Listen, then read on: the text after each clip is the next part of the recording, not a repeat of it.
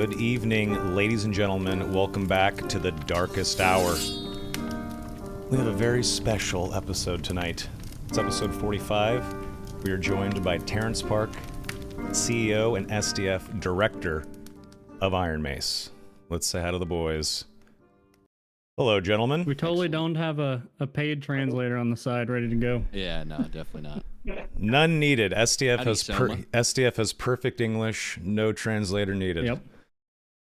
Never. All right, you guys can hear us loud and clear. We're good to go? Yep. Oh man, you guys are kind of quiet for me. 1 second. Is it okay? Yeah. There we go. Yeah, he can turn you up.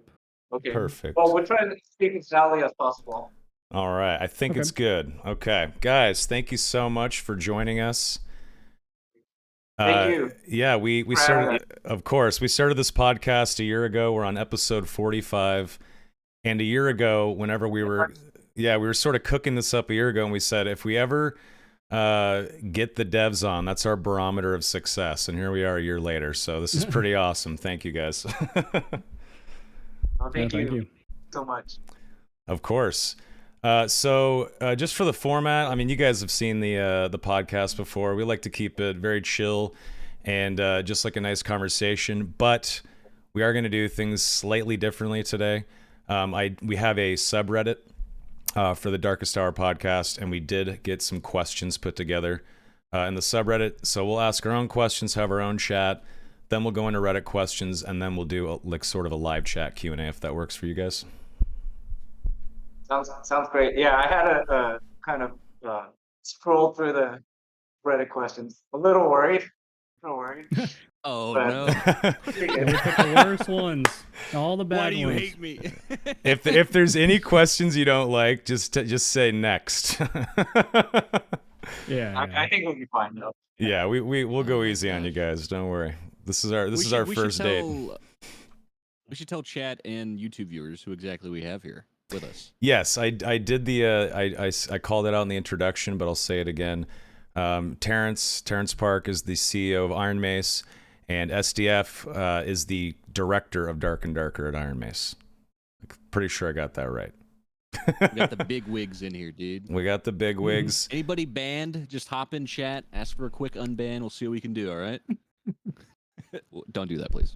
SDF, I got a question for you. Is this your first podcast since joining Iron Mace? Yes, maybe. Yeah. Yeah, so this is first. The captain mic. Excellent. Almost in the mic. Yeah. We're trying to change the mic, so it's Oh, it's okay. Okay. Hey, we got plenty of time. So change it up if you need. We're published. 몬타를 해봤는데 너무 진짜요? Okay, wait, how's this one sound? Worse. Sounds a little better. Worse for me. Worse. It's very echoey for me. Okay. Okay. 이거 할까요? maybe. Well, okay, we'll try this a little bit. We should have done this a little bit. Yeah, microphone on that. Oh, it's okay. One Don't worry about it. No problem. Oh, good. What FTF did is on his phone, he listened to it, and he says it sounds not up to his standard. Say, hey, let's do something about this. So, No problem. It's all Perfection. good. I like that. While you guys figure that out, let's see how Donnie and Jay are doing. Donnie, how are you, buddy? I'm swell. I'm doing good, man. I'm playing a lot of Tarkov. Escape from Tarkov Wiped. Been playing that. You know, a little Dark and Darker as well. Okay. I'm a little burnt on gaming. Like, I feel like whenever a Tarkov wipe or like a big like Dark and Darker wipe comes out, there's like a 1 to 2 week period where I do like 10+ hours of gaming on average a day, and it's wearing on me. Yeah. I get it. That'll do it. I get it. How are you, Yeah. Jay? I've been pretty good. I also played a little Tarkov. It took me till day 3 to realize, this game's a little cringe. I haven't touched Reminded me Tarkov of all- Yeah. in so long. I have no desire to. Here's the biggest problem, right? If you played it, you boot it up. They're like, "There's all these new changes, like the game," and you play and you die one time, and you're like, "Oh, this is still Tarkov. Like this still Same game. sucks." Yep. Exactly. So- Exactly. Um, how do we sound now? Pretty good, actually. That sounds good That's to me. good. Yeah, better. Better, let's see, so. Okay. Can you hear SDF all right? Yeah, this seems fine. Okay. We're It's just much using clearer. So AirPods now. Oh, good. Yeah, that's Okay. better. So much for investing, $600 into our webcam, the microphone for our meeting room. At least After you that, and one big, the disaster. We're like, okay, we don't have much money, but we're gonna invest in a mic, and this is what we got, and it's not that great. no, it's So, fine. Oh, At no. least you guys invested in AirPods, so it's saved. It's all Yeah. good. yep. There you go. All right, Shout out to so thanks, Tim Cook. So let's jump in and like get this conversation going. Sounds good. You guys just moved into a new studio, a new office in the Seoul area, Yes. right? How's that looking? How's it going? So actually, it's in. So we're located in Pangyo. It's like a suburb right south of Seoul. That's basically where all the big Korean game companies, like directly outside our window, you could see the NCSoft headquarters. And we actually wow. moved closer to the Nexon headquarters. So we Yeah, might let 'em bump go to into work. that, during lunchtime and stuff. But it's good now because our bathrooms are actually warm. The previous place was basically, it was like, it's not like an office complex. Or as you guys probably know the story, it was like we converted my old jujitsu gym into the first office. So it's like there's a lot of like what would you say? Just shops and like nail salons. Right next to us at our previous office was a karaoke studio. So once it turned like past 7 p.m., you would just start hearing loud music coming through the walls, and then like cigarette smoke will be coming through like the ventilation and stuff. We got to Oh no. Oh yeah. my god. So Did that's you guys awesome ever thing just now. say screw it and like go hit a karaoke night after a hard day at work? I don't think so. Those are the times at night. we're just Missed like, opportunity. yeah. Well, so it was one of those karaoke places people drink. So we would have like drunk people that would pretty much every week or every night. Yeah, drunk people. They would think that. Yeah, they think that Iron Mace is a internet cafe, and they would try to knock on the doors and stuff. Oh So god. that's the great thing about the place we moved to. So we actually moved just down the street. It's like an extra 5-minute walk. But it's now we're in like an actual office building. So it's just like you don't need to worry about those kind of weird things happening.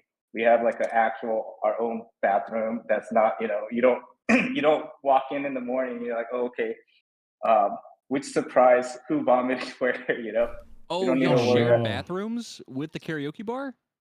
With the karaoke bar, there was a billiards, like a pool hall. It was a crazy place. God. Damn, Yeah. that's so terrible. Awesome, dude. It's a lot more professional now. And the really good thing about the new office right now is that we have a lot more space. So basically, the previous office, we were just maxed out. So the thing is, we wanted to expand and get more resources to invest into the game. But the issue was that we had no space. So, but our needs was we still needed to get more people, more help, more developers and stuff. So for a while, we're just like, okay, well, you can't join us until we move. Or like, I remember we hired one guy basically, 2 weeks before, and we had we had one meeting room in the jujitsu gym, and we were luckily able to get another space in the same building on a different floor, a smaller room. But we ran out of desks and stuff, so we actually had to physically remove the desk from our meeting room and give that to the new guy. Because we're just like, hey, we don't have desks, we don't have room. We like when we had to hire more people and we ran out of room. Basically, what we did is we just push all the desks closer together so we could put in one more aisle of like computers and stuff that people would sit at. Gotcha. And this was on top of mats, right? Jiu-jitsu mats? Oh no. So we had to rip out the mats. So I was sad about that because so when we originally started, we did try putting the desks on top of the mats. I think there's probably a video of SDF where he put a desk on top of the mat and he's like, it's too wobbly. So we have a lot of the stuff on video, like a lot of video evidence of all this stuff, right? Yeah, like the history. So, but basically it was, hey, it's not going to work out because like working in a bouncy house, So it was like, okay, we got to rip out all of it. So for me, that was kind of a personal, like sentimental, sad moment because I was like, oh, when I started that gym, I was like, the mats were pretty expensive back then. It was like $8,000 to put in like high quality judo, really thick mats, so people could do throws and stuff. Wait. And I was so like, it was your gym? It was my gym. Yeah. So. Oh wow. So do you do jiu-jitsu and stuff like that? Yeah. So so it was my buddy. My buddy, he's a black belt. I'm just a brown belt. So he was the main coach. I was just kind of like helping him out as an assistant, but so we ran it together, and yeah, basically. But Corona came along, and it's like no one wants to do like a one-to-one physical activity at that time. So we started losing a lot of money on the gym.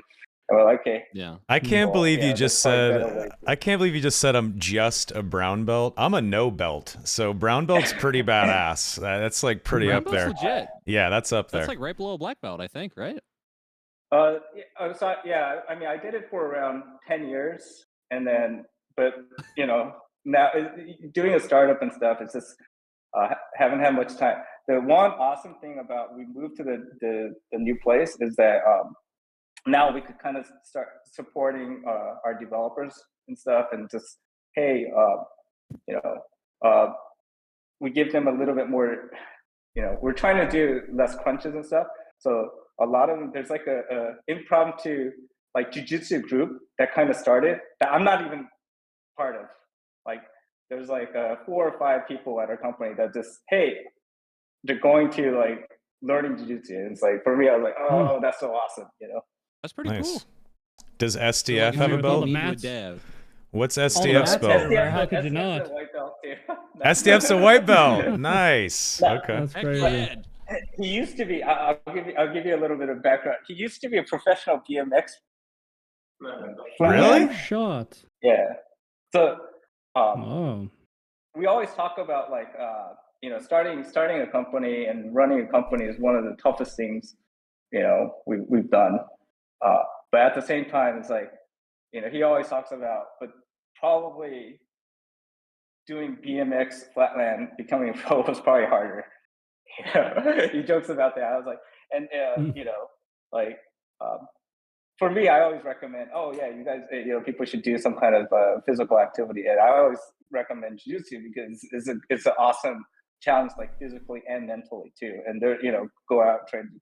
I was a horrible competitor, but then just putting yourself into those kind of like situations where you just challenge, and then you have to learn from that, and so. That's another thing that kind of bonded us together is like we had these kind of love of these kind of sports and these kind of activities that challenged us. And so as hard as doing the startup is like, okay, yeah, we've gone through challenges before, so no, that's awesome. I guess one chatter is like, hey, okay, let's get to the game. Yeah. So are you or SDF doing the motion capture for when Monk comes around? For what? Oh, the Monk? Monk? Yeah, or you get all the dots on you and they like track your emotions as I make emotes or whatever. So we have one animator that's actually kind of an expert in that, but I'll be honest, it's like we have no experience with that. We have it's gonna look horrible, man. If we did it. We'll leave it to professionals. Okay, so I gotta ask this. So you're choking dudes in jiu-jitsu. He's riding BMX bikes. How did you guys get into game dev? Like, where did the like y'all wanted? Did you always want to do it or what?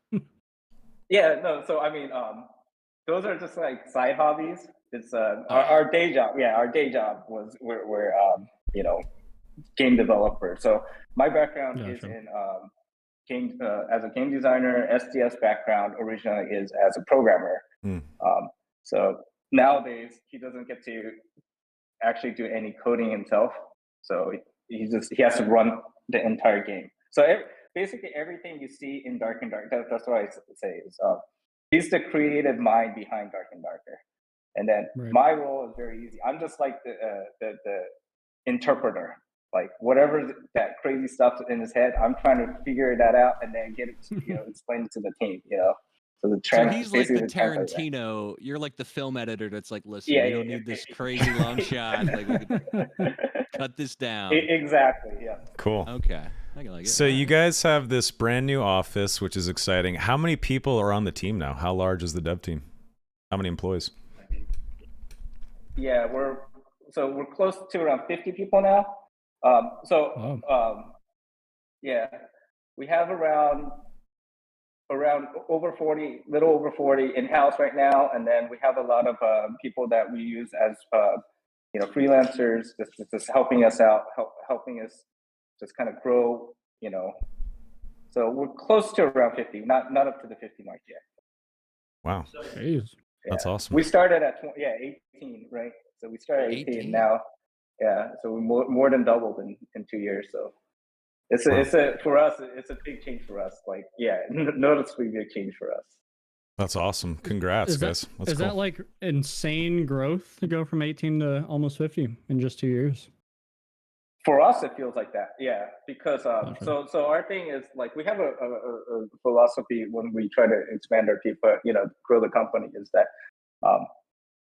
we're looking for people that we can invest in just for long term, right? So like even our freelancers, all these people, is that we're looking to the company, 5-10 years down the line, is that these are the people we want to continue working with, right? So like hiring one person it's a big investment for us. It's a big kind of a process, right?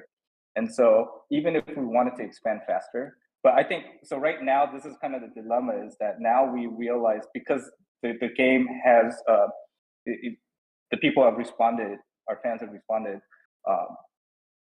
bigger than we expected, is that the expectations gone up, except we don't have the manpower right now to fulfill those expectations. I think that's going to be a reoccurring theme in today's podcast, is that I saw that list of when, and we want to do everything soon, except so now we have a plan, and how to do it, and we just have to execute on it.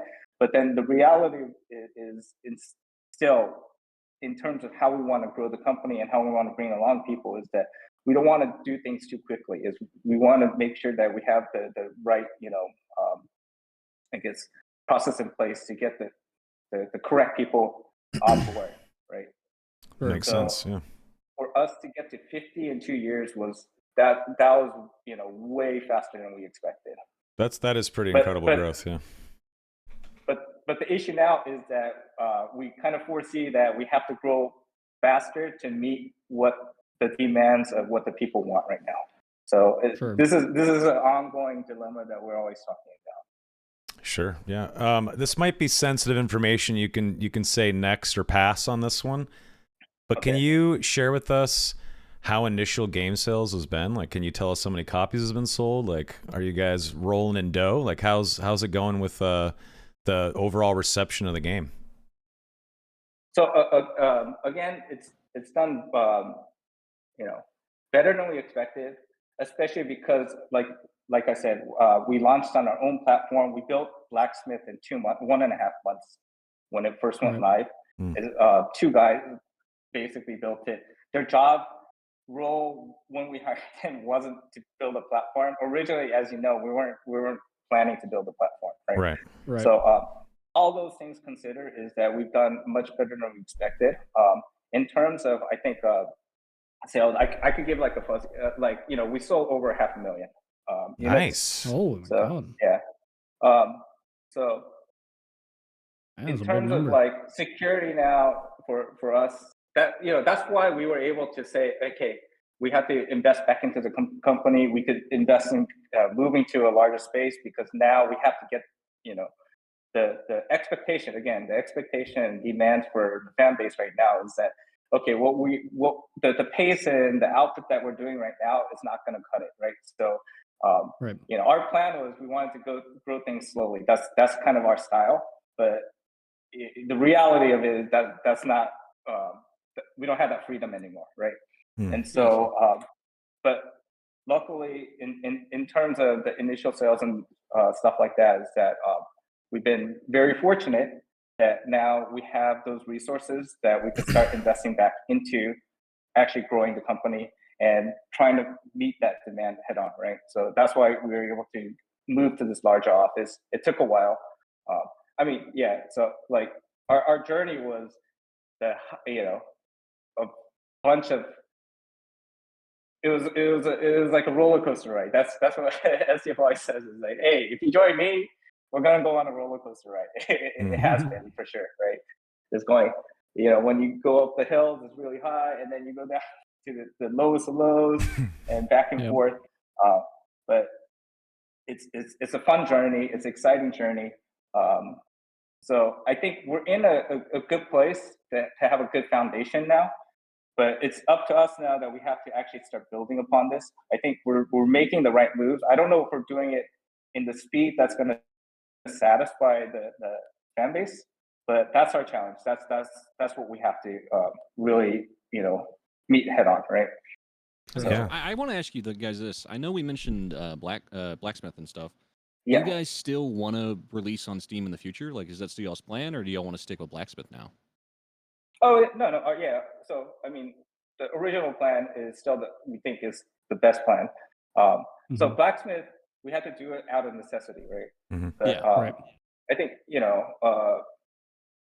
the commercial landscape has changed, where it's like getting out onto a mainstream platform is the way that most game companies are going to reach their full potential audience, right? So I mean, you can see like even some of the biggest companies like Blizzard, Activision Blizzard, right? Like after they're back on Steam, right? They have their own. They have Battle.net, right? Or what is it, Blizzard launcher or whatever. Yeah, but they're still on Steam, and there's probably a reason for that, right? So the thing is, So our end goal, our hope is that, hey, once all this, the legal issue, all that stuff is cleared up, hey, let's go back to the original plan. That's what we want. That's what we wanted in the first place. Blacksmith, again, we had to do it out of necessity. We learned a lot, and so this is the joke I always say. It's like, a lot of developers, they always, Steam takes that 30% cut. And the thing is, like, we're in the same boat. Like, oh man, that's ridiculous, right? After building our own platform, I was like, oh my god, only 30%? Okay, because now we realize like all the extra stuff that goes into, handling just all the little nitty gritty details and stuff. Is that, You're like, please take my 30%. We don't want the headache anymore. No, that makes sense. That definitely makes sense. So I gotta ask. So I'm a massive Dungeons and Dragons nerd. I've been playing for 23 years since I was in high school. It's one of my favorite games of all time. You guys are obviously inspired by Dungeons and Dragons. Do you guys play? Do you guys have a rich history with D&D? Are you guys tabletop fans? So okay, so mine is easy, because I don't play Dungeons and Dragons. I played a couple times in college, because my best friend, one of my best friends and my college roommate, he was a heavy Dungeons and Dragons. So he actually tried to get me into it. Me and my other roommate into it. But the thing is, we made him so angry playing that he refused to DM us ever again, and that was the end of my Dungeons and Dragons story. Okay? Because we were like, hey, we'll just run away from every single thing that he tries to, every encounter. And we would just run away from everything, and we would get all really lucky and stuff. And he was just, I can't handle this anymore. So he's like, okay, forget it. I'm never gonna ask you guys to play Dungeons and Dragons again. But the thing was, the one thing he did get me into back then was EverQuest, and so I was just like, our entire that apartment, we're just heavily addicted to EverQuest. I almost like dropped out of college because of that, right? And so, oh my god, yeah. Does SDF play at all? Has he ever played Dungeons and Dragons? Yeah, so SDF's history is a little different. It's like when he was young, he actually, so in his desk right now, he actually has like his original, the official handbooks and stuff from when he was a kid, like from 20 years ago. Oh, certified nerd, dude. He hasn't played recently. He hasn't played much, but then the thing was, so the reason we connected so well was because, when I moved to Korea, so I'm originally from the States, right? From California. When I moved to Korea, it's like, in Korea, so a lot of Western games are popular. League of Legends is probably one of the most popular games here. But back then was, the Korean MMORPGs were much more popular in locally, regionally here, right? So I didn't play a lot of, even though I was working for a Korean game company, I'm not playing a lot of the local games. And so, when I meet other gamers and stuff, even though we both have the shared, kind of common hobby of gaming, it's like we're playing totally different games. But the thing was, like, when I'm at SDF, it's like, he's a Korean, actual Korean person that grew up in Korea, but he played a lot of the Western, like his base was more from like PC games. He played a lot, and he had a lot. He played Dungeons and Dragons, so he was like one of the few, I guess, back then that actually like ran his own Dungeons and Dragons campaign. Nice. Where like people in Korea were playing a lot of the Korean MMORPGs. He was playing Ultima Online. He actually, that kind of thing is where we said, oh, hey, we have this kind of shared bond, right? So gotcha, so I guess going back to Dungeons and Dragons, I'm a total noob, but like because that influence, the inspiration that my roommate, even though he didn't successfully convert me into Dungeons and Dragons, he got me into EverQuest, and that kind of started me down on that line. SDF has a much richer history, that goes back to Dungeons and Dragons. For us, is we have all the respect in the world for what they were able to build up, and that kind of inspiration is for us. The other thing for us is when we make games is I think we've talked about in the past is that our goal as game developers is that we want to make sure that we fulfill the player fantasy, right? And for us is that we grew up when we were kids, or in college and stuff, is that having the heavy influence from traditional Western fantasy games. And the other thing for us is the other core. There's two philosophies, right, that we hold dear. Is that, hey, we have to fulfill player fantasy, and the other thing is that we want to like when we're first time game designers or whatever, you always come in with this kind of starry-eyed, I'm gonna make something revolutionary, I'm gonna make something new or something, something very novel. These days it's like, hey, no, there's this rich history, this lineage of this history of gaming, right? Is that, hey, it's not, we don't need to always rebuild the wheel, right? Is that we want to build upon things that people already, there's a language that gamers have, right? So if you look at the way like a lot of things are built in Dark and Darker, is that we try to respect that kind of the tradition, what's classic, and then put a little bit of our little twist onto it, right? So the thing is, we have a very, very heavy respect for what's traditional and what's classic. And so a lot of times, sometimes we'll have these kind of debates and arguments internally. And then in the end, what wins the debate is just, well, this is the language that gamers know. This is what's the classic tradition. And we're like, okay, well, that's true. Then let's try to go with that. Sometimes it bites us in our butt, right? So like the current trading post is that basically when we started, we're just like, hey, there is the Diablo 2 trade channels. Let's just make that. that was the design document originally. Yeah. That's awesome. So like whenever you guys are building like new systems and stuff like the rank system and like, you know, maybe like the class trees and stuff like that, do you look to other games where like it's worked well and try to kind of emulate some of that? Yeah. Okay. Very cool. So yeah, there's almost nothing that we just start basically from scratch. Almost every single thing we do is, hey, okay, people have done, you know, these kind of issues or challenges. Someone else, there's 8 billion people on this planet, right? Like that's why when we're talking about, oh, you know, there's gonna be other Dark and Darker similar games. It's like, of course there are, you know, because there's people are getting this similar types of inputs, and there's all these people around the world that are gonna be thinking about. There's gonna be shared solutions, right? So the thing is, these challenges, you know, we're not the first people to meet these challenges. So okay, and then other people have probably put in a lot of thought.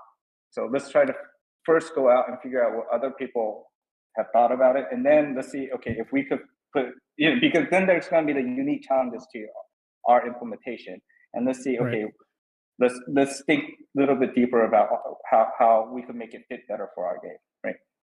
Right. So yeah, almost nothing is done without referencing something else. Yeah. Got it. I think it's smart. Absolutely, of course. Way more efficient, right? Yeah. Why rebuild everything from scratch? Stand on the shoulders of giants.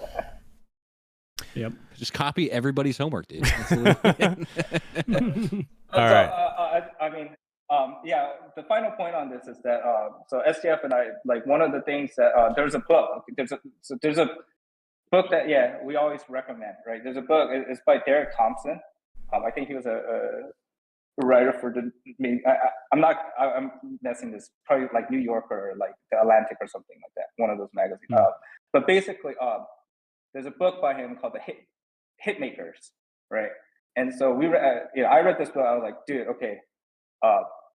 It made me reassess my career as a game designer, and then I recommended to SDF, and then we both read this book, and we're like, okay, so this is one of the ways that.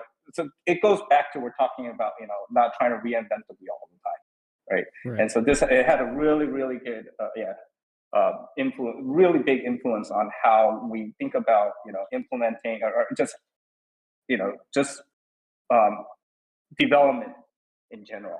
So 100% recommend that book to anyone that, you know, that has free time, is bored, and it's just a great book in itself. So, well, apparently reading it's helped, because you guys seem to have a hit on your hand. So, well done. So I'm sure chat's getting eager to dig into stuff about the game, which I totally understand. But obviously, we want to hear some dev lore. So thanks for, you know, talking so much about that. So first thing I want to ask is, will there ever be a public-facing roadmap on the website that actually outlines upcoming potential patches, content updates, maps, classes, skins, stuff like that?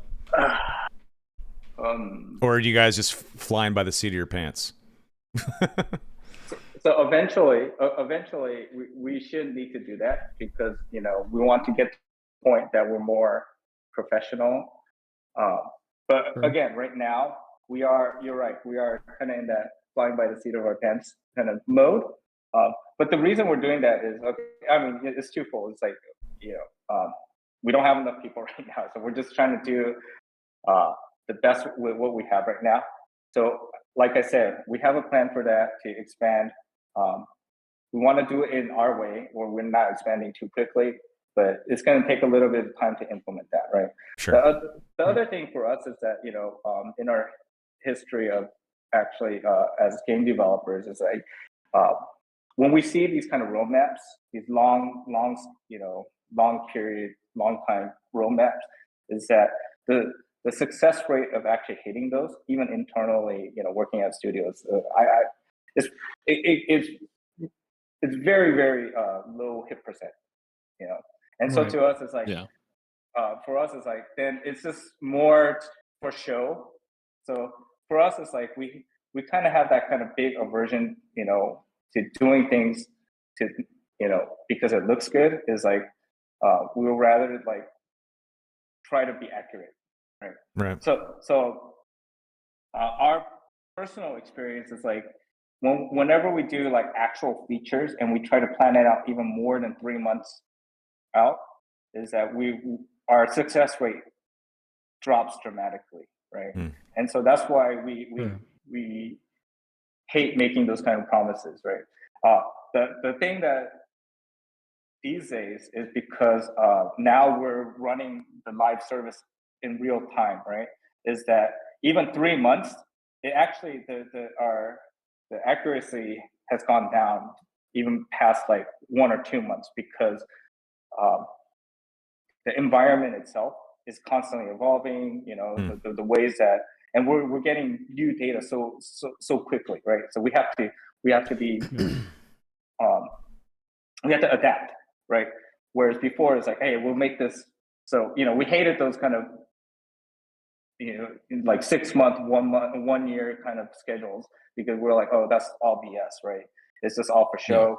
And so we'll do the 3 months. And then when we're not running an actual live game, is that we don't need to adapt. We're not adapting as much because we would do our internal tests and then we'll get that feedback and so we will, like, the 3 months out milestones maybe will be like 80% accurate, right? Because like, oh, okay, we predicted these things, and then like the 20%, oh, from our internal testing, we learned and we said, okay, we don't need these kind of things, and we'll add these other new things. Right now, because we're in a live environment, we have a lot of players, is that even like 3 months out now, we're saying it's like, oh, okay, the things that we planned for 3 months away, maybe only half of the stuff is the priority matches. And there's other things that are coming up that are higher priority. And so that's why we're very averse to saying, okay, we're going to have these kind of huge roadmaps, because our actual experience is showing that, hey, even like trying to predict 1 month, 2 months right now has become more challenging for us, because you guys are constantly giving us new data. You're giving us new challenges that we have to kind of, are higher priority. And so these things are changing. At the same time, like, there are core features. Like the base fundamental systems are not all in place. So those things, like, obviously, like training it said coming soon for over a year, right? Oh yeah. And those are things we have to work on. And so again, these are kind of, there's multi-pronged challenges, because we have to expand our team enough that we could do more than one thing at a time, right? But at the same time, it's because, our confidence in projecting out, more than 2 months out right now is not that high. That's why we don't want to make those kind of promises on, long scale roadmaps right now. Yeah, that's smart. Yeah, under promise, over deliver. There's no need for a big roadmap, especially in the early days. That makes sense. I think that's a great answer. And we're in early access. I know, so for us is, I think now people kind of take us at our word. Previously, when we say we're at early access, they're like, oh, well, you guys launched and stuff.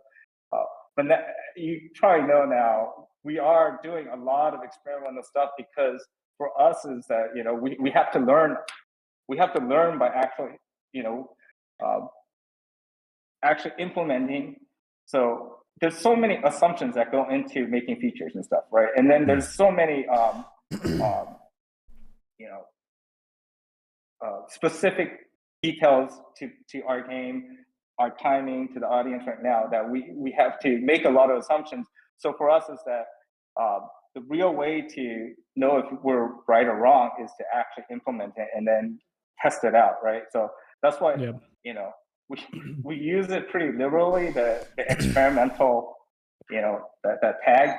But to us it really is experimental, because we want to find a better solution. So I know there's going to be a lot of talk and about the map rotation. I know it's not, the implementation, and we could go through the why we thought, why we have to go through this way and stuff. But for us is, we got a lot of good information about this, and I think because of that kind of information is that it's going to help lead to a better, when we get to version 1.0, when we can actually release it out to the mainstream audience, is that it's gonna, you guys are actually helping us make that the better product, right?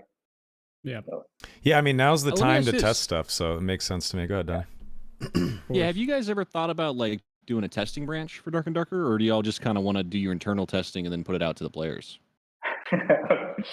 so of course we I mean, if he's as part of the founders pack, right, was the test version, right? Yeah. So yeah. we're working on that. We're working on that. Oh, okay. Yeah. Oh, nice. So we have a lot of ideas. Once we get the test environment up and running, I think we could start doing a lot more, even crazier experiments, right? Because Nice. I like the sound of that. That's let me cool. say. yeah. So the thing is, again, it comes down to I know there's the infamous, and it's true, the one guy that makes all the monsters in our game, the one guy, like there's two guys that made blacksmith, right?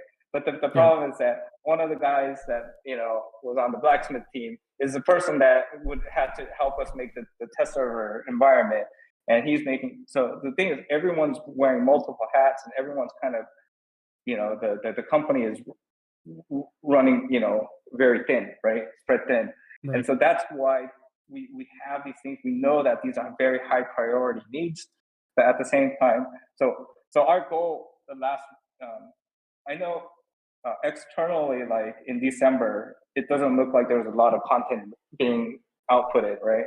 But behind the scenes, we had a lot of stuff going on with the move and stuff, because this is all just investment, so we could start getting these kind of stuff out at the early part of this year, right? It's like, so that kind of gives you a timeline on our predicted. Again, I don't want to make these kind of promises for more than 2 months out.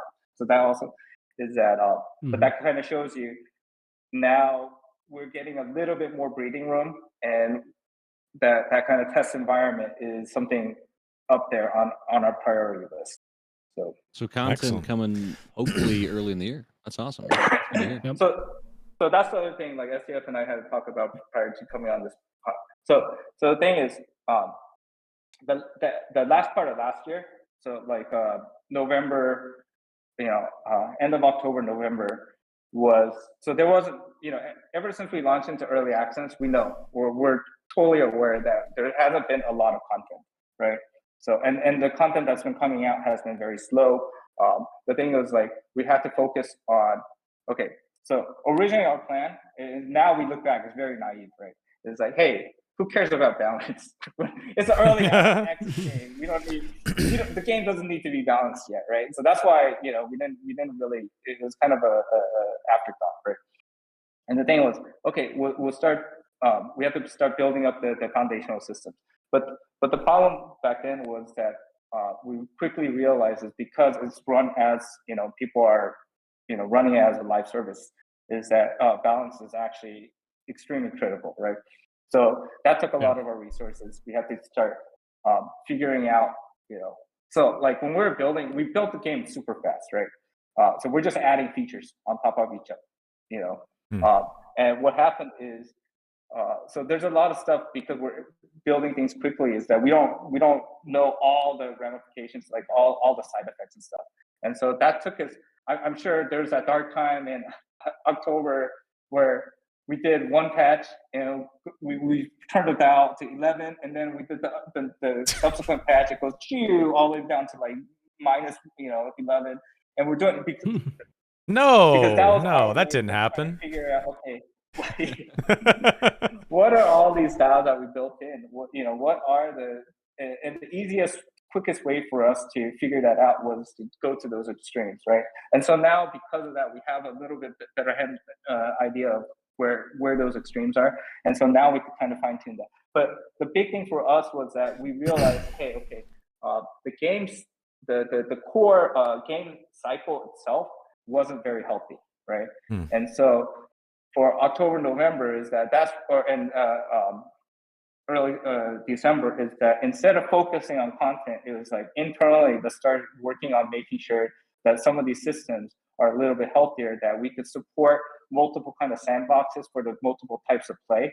I think in December we got to a point that we're a lot more satisfied now, like with having like the normal matchmaking, and we have that kind of the high roller. So a bit of data that we had is previously, before we did that kind of split with the current high roller ranking, is that around less than 20% of the entire player base was playing high rollers, and it was 80% was the normals. That makes sense. Yeah. Yep. And then we switched it, and then for a while it went the other way. It was like 80% only playing high roller and no one playing normal. Right now, we pull up the numbers from last week, is that now it's like 50-50. It's oh wow! Like, oh wow, okay, yeah. So to us, it was very surprising. And to us, so it's like, okay, so there's an audience, and we do see a little bit of overlap in those two also, right? So that gives us a lot of hopes. So for us, it was like trying to build up these kind of fundamental game systems and build up the overall health of the game. So in terms of the systems, so I think we made a lot of good advancements on that, and our internal numbers actually show that too, like retention rate, returning user, that stuff has improved significantly after we started implementing these changes. Yep. So internally, like we kind of like Rainbow Six. I think Jay Griffey played a lot of Rainbow Six. I like Siege a lot also, but they had that one season where they did Operation Health, right? Because it was in a really poor state for a while, and so we kind of took that to heart too. Is like, and SDF he played a lot of PUBG, right? And so they did the same thing. Is they had one season where they just said, hey, we're going to do our Operation Health. And so for us is that we needed internally, even though we're in early access, we had to do, we knew that, okay, we need an Operation Health here. And so that's what we were focused on. That's why there wasn't content. There's numerous other reasons too, like, legal dispute, all this other kind of stuff. We don't have enough, developers and stuff. Right. But internally, we actually made an active decision to focus on, okay, getting the game a little bit healthier before we start focusing on content. Right now, I do want to say, at least in terms of system-wise, we feel like, okay, we made a lot of progress on that point. There's a second leg, I guess, on Operation Health that we haven't made as much progress, that we're going to invest very heavily into. This was happening behind the scenes also, but you guys aren't going to see the actual results of this until a little bit later. Is that on the technical side, is that we're not satisfied with the game state right now. In terms of the performance, the technical performance of the game state right now, is because we built things so quickly. So I'm sure like developers in your chat will probably understand is that we're building things on shaky ground originally, right? And we're building, just adding blocks and blocks and blocks. And now it's still very shaky. And so I think originally when we first launched on early access, I think the performance is actually pretty good. It was acceptable to us. It's like minus the first couple days, but yeah. Oh, yeah. It was fine after that. Yeah. That was because we built our own platform up from the ground in a month and a half. And makes sense. A lot of moving parts all going off at the same time. Yeah. And even to this day, we're still being DDoS attacked. It's so. But again, we're learning. We're getting better defenses, but at the same time, they're learning and they're getting more sophisticated with their attacks. It's a crazy like behind the story battle, like this war going on, right? But besides that, it's just the technical performance level right now is not at a state that we're happy, because first of all, we haven't been focused. We were focused so much on trying to like just build systems, and then because of that, performance took a backseat. So right now, performance is actually to be frank, for us, it's horrible. It's just unacceptable, right? And so we're making these kind of investments right now to get that back up to an acceptable level. So Awesome. like the server right now, the dedicated server performance is not, like the stuttering to us. Even when we watch streamers, we watch every time that little bit of stutter, it hits us like, it feels so horrible. And it's like, Is this what SDF hinted at? Remember when you guys were watching the podcast episode? It was probably like a month ago now. SDF said he wanted to like kind of focus on performance. Is that what you guys are doing? yes. Like what you're saying? So we've been focusing on that, but these things so again, foundational wise in the background is that these things is built on a lot of shaky ground right now, right? Yeah. Because we're building it so quickly. And so there's going to be, so again, developers will probably know this, is that there's going to be a lot more refactoring that has to go into this. It takes a lot of time to actually kind of start pinpointing all these kind of things to optimize this. So the optimization wasn't very good. Okay, that's the easy way of saying it. Is that, and the other thing, which makes sense, right? You would work on like optimization after like you get the groundwork in or whatever. Yeah.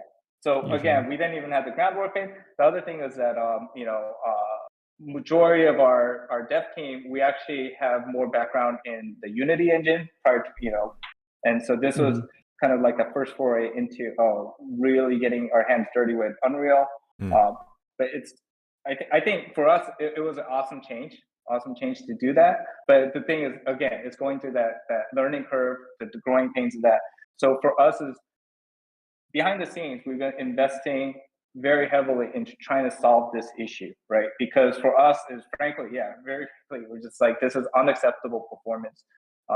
And so we so hopefully we'll start seeing some of our investments start paying off some dividends, within the month, right? Wow. And then, okay. but Nice. that's just, again, because it goes so much deeper to the roots, it's going to take a lot more long-term investment. But for us, that was the second really critical component of doing this kind of Operation Health. We started it, but it's not, we're not to a point that we're happy about where we're at right now, but we're still working on that. Well, so I think that's the other thing, that technically we're not happy with where the state of the current client is and the current server right now is. We're going to improve that. Yeah, I think a lot of people were curious about that, so thank you for addressing that. I know a lot of people were always wondering about that issue, so to hear that you guys are actively working on it right now is fantastic. And if you guys don't mind, I was hoping we could move into a little deeper into game stuff, some class questions, map questions. I get to shut up, and then SDF gets to talk. Okay. all the game stuff. All right, so let's start with classes. Can you give us an update on the Druid? I know you guys had mentioned that you had an issue with animal forms, and it was like kind of wonky with combat. Can you guys give us an update if you fixed that and how the Druid's looking?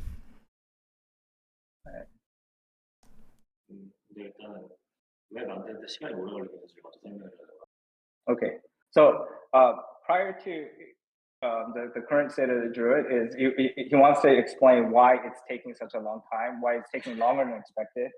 So okay.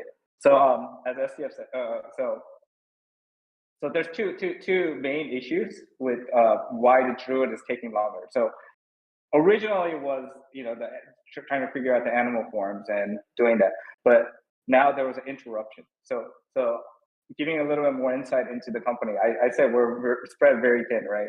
Is that there's one? Okay, we have the legendary one guy making all the monsters.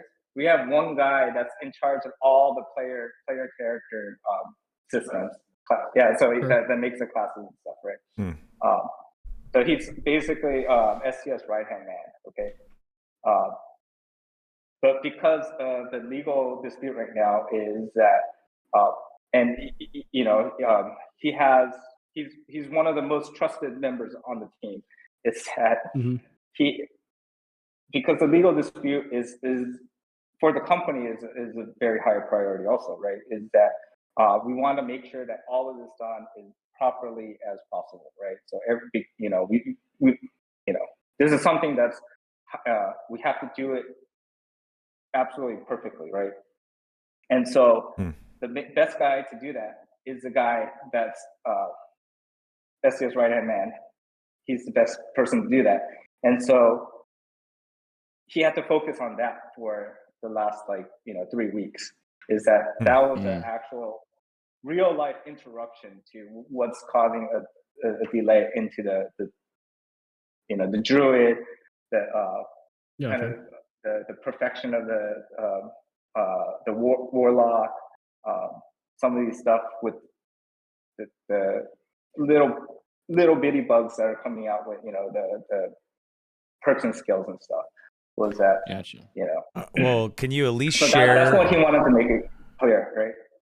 So let me ask this. I want to know this. Like we say animal forms, right? Is the idea for the Druid now? You don't gotta promise anything. But is the idea for the Druid like I'm turning into like a full-on animal, like a bear, like a wolf?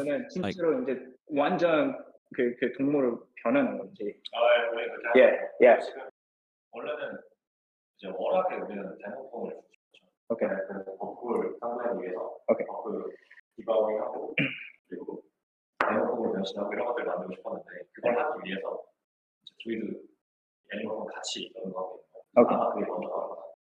Yeah. Okay. So he wants. So now that SDF's buddy right now has a little bit more free time. Is that now we're gonna he's been like even today he was like, hey, okay, we got to work on this.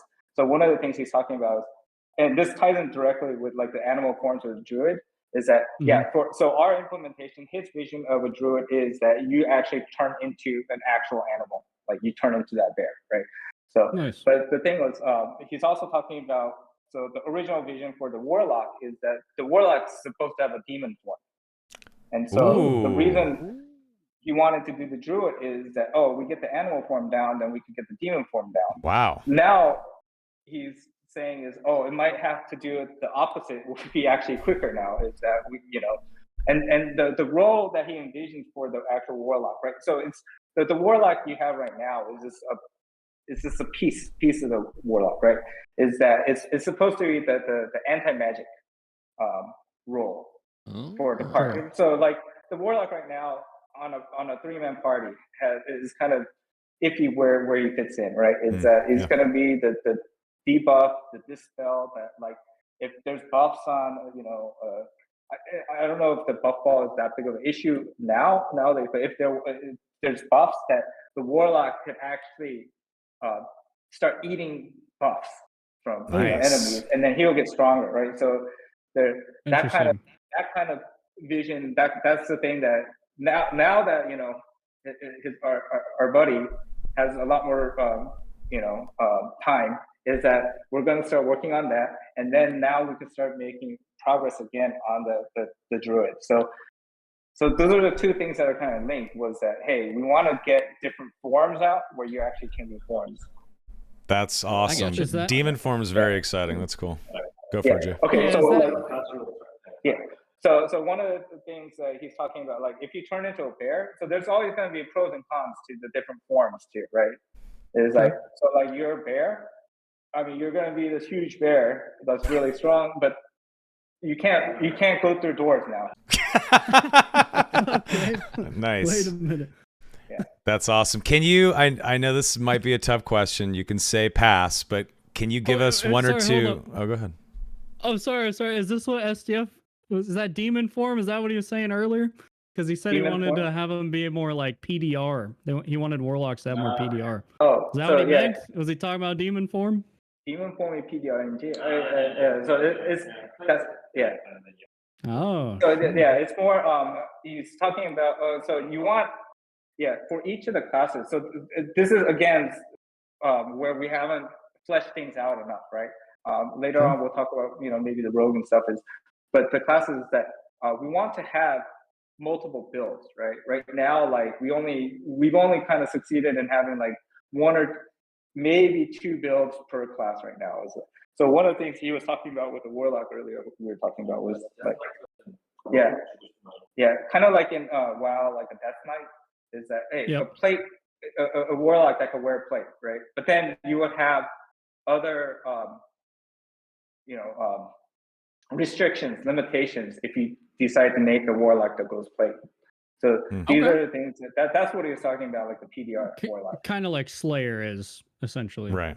Yeah, maybe. Gotcha. He's saying, yeah. That makes Okay, that's sense. cool. So, awesome. can you share other animal forms that are maybe like one or two other animal forms for Druid? Because we've had guesses in the past where. Not yet. Not yet. I'll be honest. I don't know either.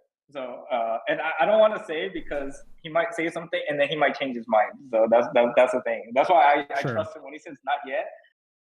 That just means that he hasn't thought of all exactly how he wants to implement it. The bear, he has a pretty good idea. We need a rat form, guys. We need a rat form. Yes, I was gonna say we want to float an unsolicited idea, but if me and the boys can turn into rats and scurry around. So yeah, he was saying that there was the idea of like you could become a rat and you could scurry underneath doors and stuff. Oh, yes, shit, dude! Please, love that. Oh, yes, that is so the cool. rat running from the bear that can't go through the door. That is cool. Obviously, no promises, chat. No promises, but that sounds amazing. So I know you can't probably talk about other future classes much. But when we've talked about future classes that are potentially coming, like Paladin and Sorcerer, chat always wonders how will they be different than, let's say, the Paladin from the Cleric or the Sorcerer from the Wizard. Can you give any sort of insight, or is it way too early? 소수는 조금 해줄 수 있잖아. 지금은 트래디셔널하게밖에 생각 안 하고 있죠. 근데 이제 어디로 롤 웨이트가 몰리는지 뭐 그런 쪽으로 생각하고 소설 같은 경우는 I can hear the black belt in that voice. So he's saying is so the details right now we haven't thought about it yet. So we're looking at like again going back to the classic archetypes, right? Is that that's so we haven't thought about the exact specific the role itself within the different types of role for like different types of sorcerer. But in terms of like the classic archetype, like the sorcerer for him is like it's we made this distinction in the past too, is that like the wizard is the one that's has a lot of knowledge, and so he has a lot of multitude of spells in his belt, right? Where the sorcerer have much limited spell at once, but they're going to be just much more powerful, right? And he could like channel So the thing is, So the thing is that his vision for the actual wizard. So the wizard right now is kind of, because we didn't build both of them at the same time, is that the wizard right now is kind of doing both roles, right? Is that he wants the wizard to be more of a utility, like so it has a lot more utility. Right. Whereas the sorcerer is the one that's like just raining down fireballs, meteors, that kind of stuff. That makes sense. Okay. That's great. So like more damage focused. Yeah. That makes sense. I have a question since we're on classes anyways. Have you guys thought about like any classes that aren't like a traditional fantasy style class? 기본 클래식 말고 다른 클래스는 다른 거는 생각할 여유가. We haven't even had that freedom or chance right now. Sure. Just wondering, maybe you're getting ahead of yourselves, maybe thinking ahead, never know. I kind of have a question that piggybacks off this. Like with the warlock, you have like the Hydra, like the kind of the summon. Do you guys have you guys wanted to like had the idea of like wanting to play with like more summons in the future classes? Yeah, summon, get, like, 것들도 더 생각이 있는지. Yeah, for sure. Oh, so and going back to the non-traditional classes is, before we go on to that, is we want to kind of finish out some of the more traditional classes. So even going back to the paladin, I couldn't answer that question. We couldn't answer is how it's going to be different from the cleric yet, because we haven't thought that deeply. But as long as once we start making some of these the base characters, is that instead of making like non-traditional characters, what we want to kind of investigate first is doing the multi-classing first, right? So this goes back into the training and stuff. We have ideas. Yeah, but because this dilemma is why training is kind of constantly being delayed. So the original reason training was originally delayed was because we kind of put it balance in the back burner, and then we realized, hey, when we try to do the first pass of training, it was like, hey, if nothing's balanced, we can't really make a proper training system. And so let's go try to figure out how to balance our game. That took and it's not a complete process yet, right? Or it's not done yet. But now we're at a stage where we feel like we have a good baseline. We're still, we're still making, minor mistakes, like right now, like the landmine rogues and stuff. we have ideas about this. But the thing is, once we have a good baseline, this is where we could start actually going back to training and then thinking about this properly. And then now trying to, once it's balanced properly and we have a good idea of, okay, actually working out,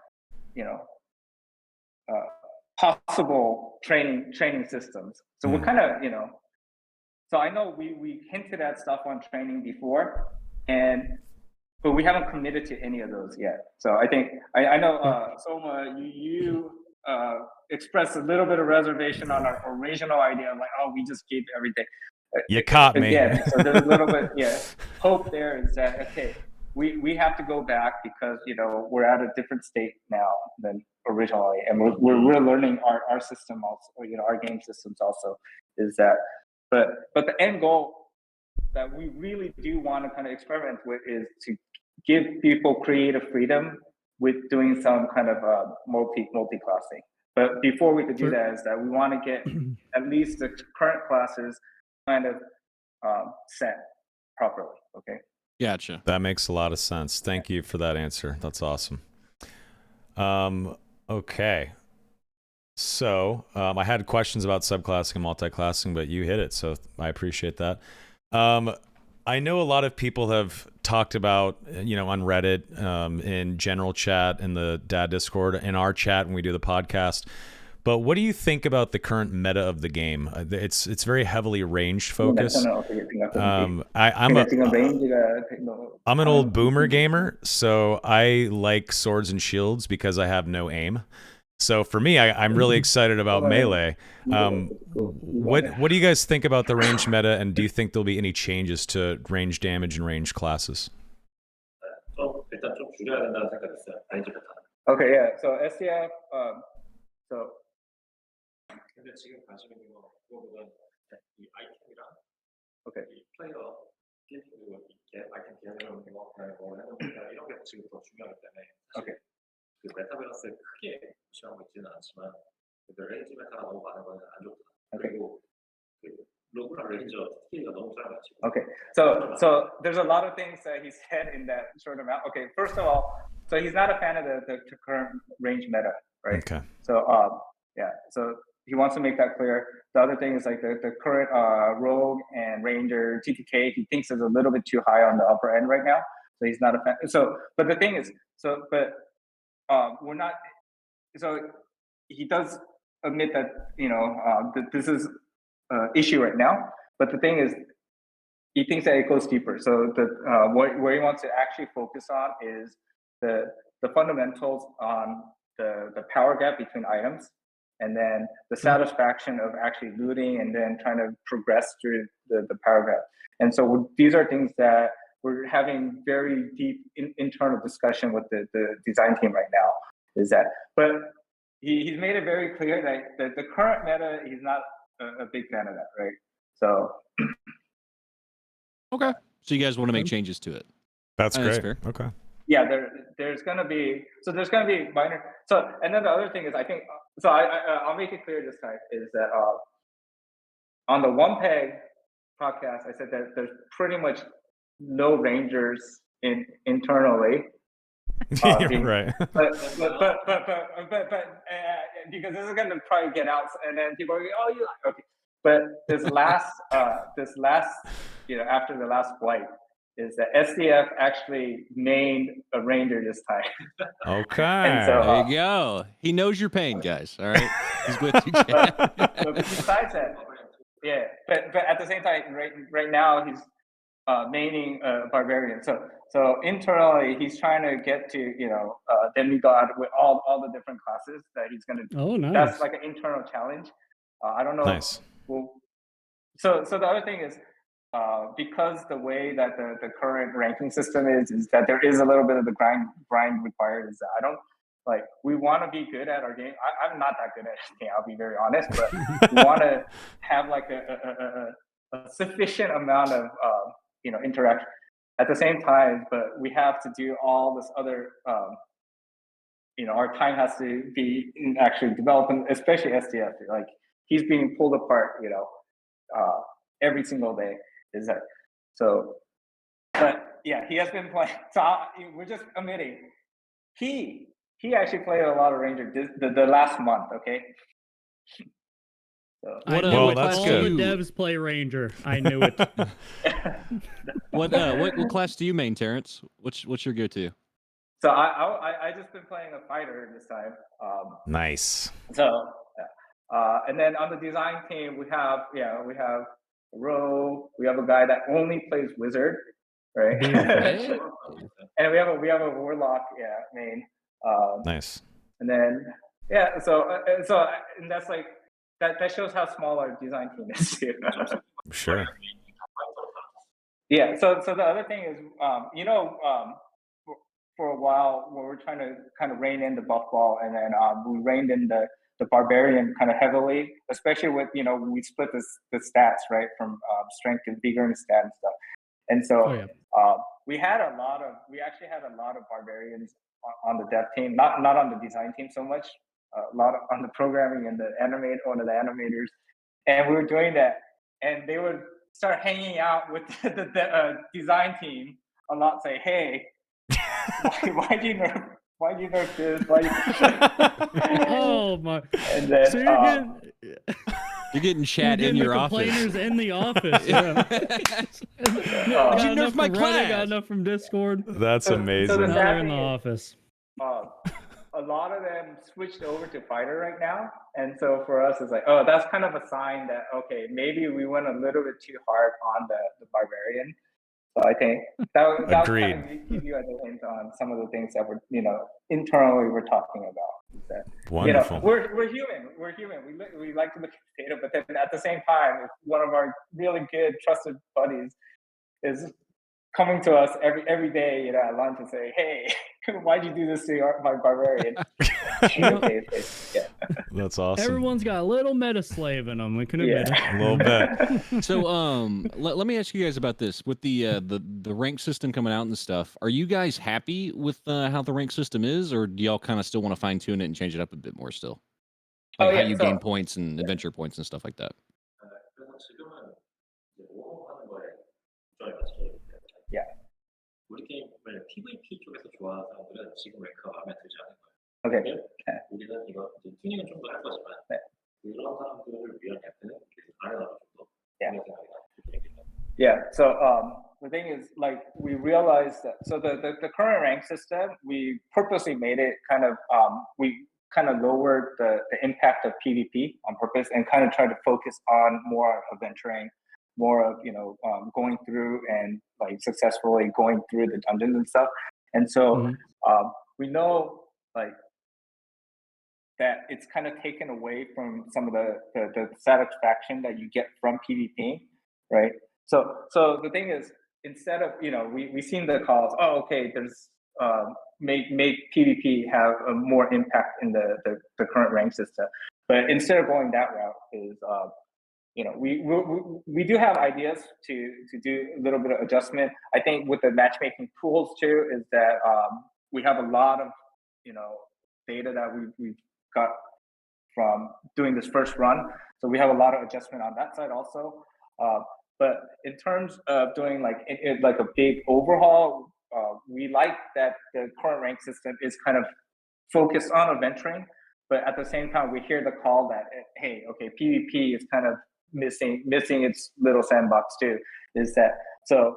I think SDF made a hint to this is that ever since like we had a dual parallel development thought so we kind of predicted that this one taking away from PvP will kind of make a void, is that we've been talking about doing an arena system for where it's a lot more focused on where you could get ranked based on more of the PvP aspect. Or I mean, it's just basically so yeah. So the current rank system, we're pretty satisfied with how it's going. Yeah. Awesome. Yeah. So like, you know, we're constantly experimenting, like the map rotation system, the controversial map rotation system. There's a lot of side effects and exploits that people have figured out for the rank system that we're not happy with. We're going to try to you know, address that. Yeah, so I mean, there's things that we're learning. There's, you know, things that we didn't expect, these kind of abuses and stuff. So again, our way is we put it out there first, even though it's kind of not fully baked, and then let's try to adjust and you know. I got you. So you hear that, chat? You guys don't gotta like. Sorry, go ahead, Don. Go, Donnie. Go. I was gonna say, you guys don't gotta like make a promise or anything, but y'all are interested in doing like an arena type thing for Dark and Darker, where you can just fight other players. Yeah. So 그러니까 어리나 하고 싶은 건지. 네. 다캔다크에서 어리나 관심 있잖아요. Yeah. No. So yeah, he's a definitely, most definitely, he's had it for. So we actually started talking about this. Yeah. So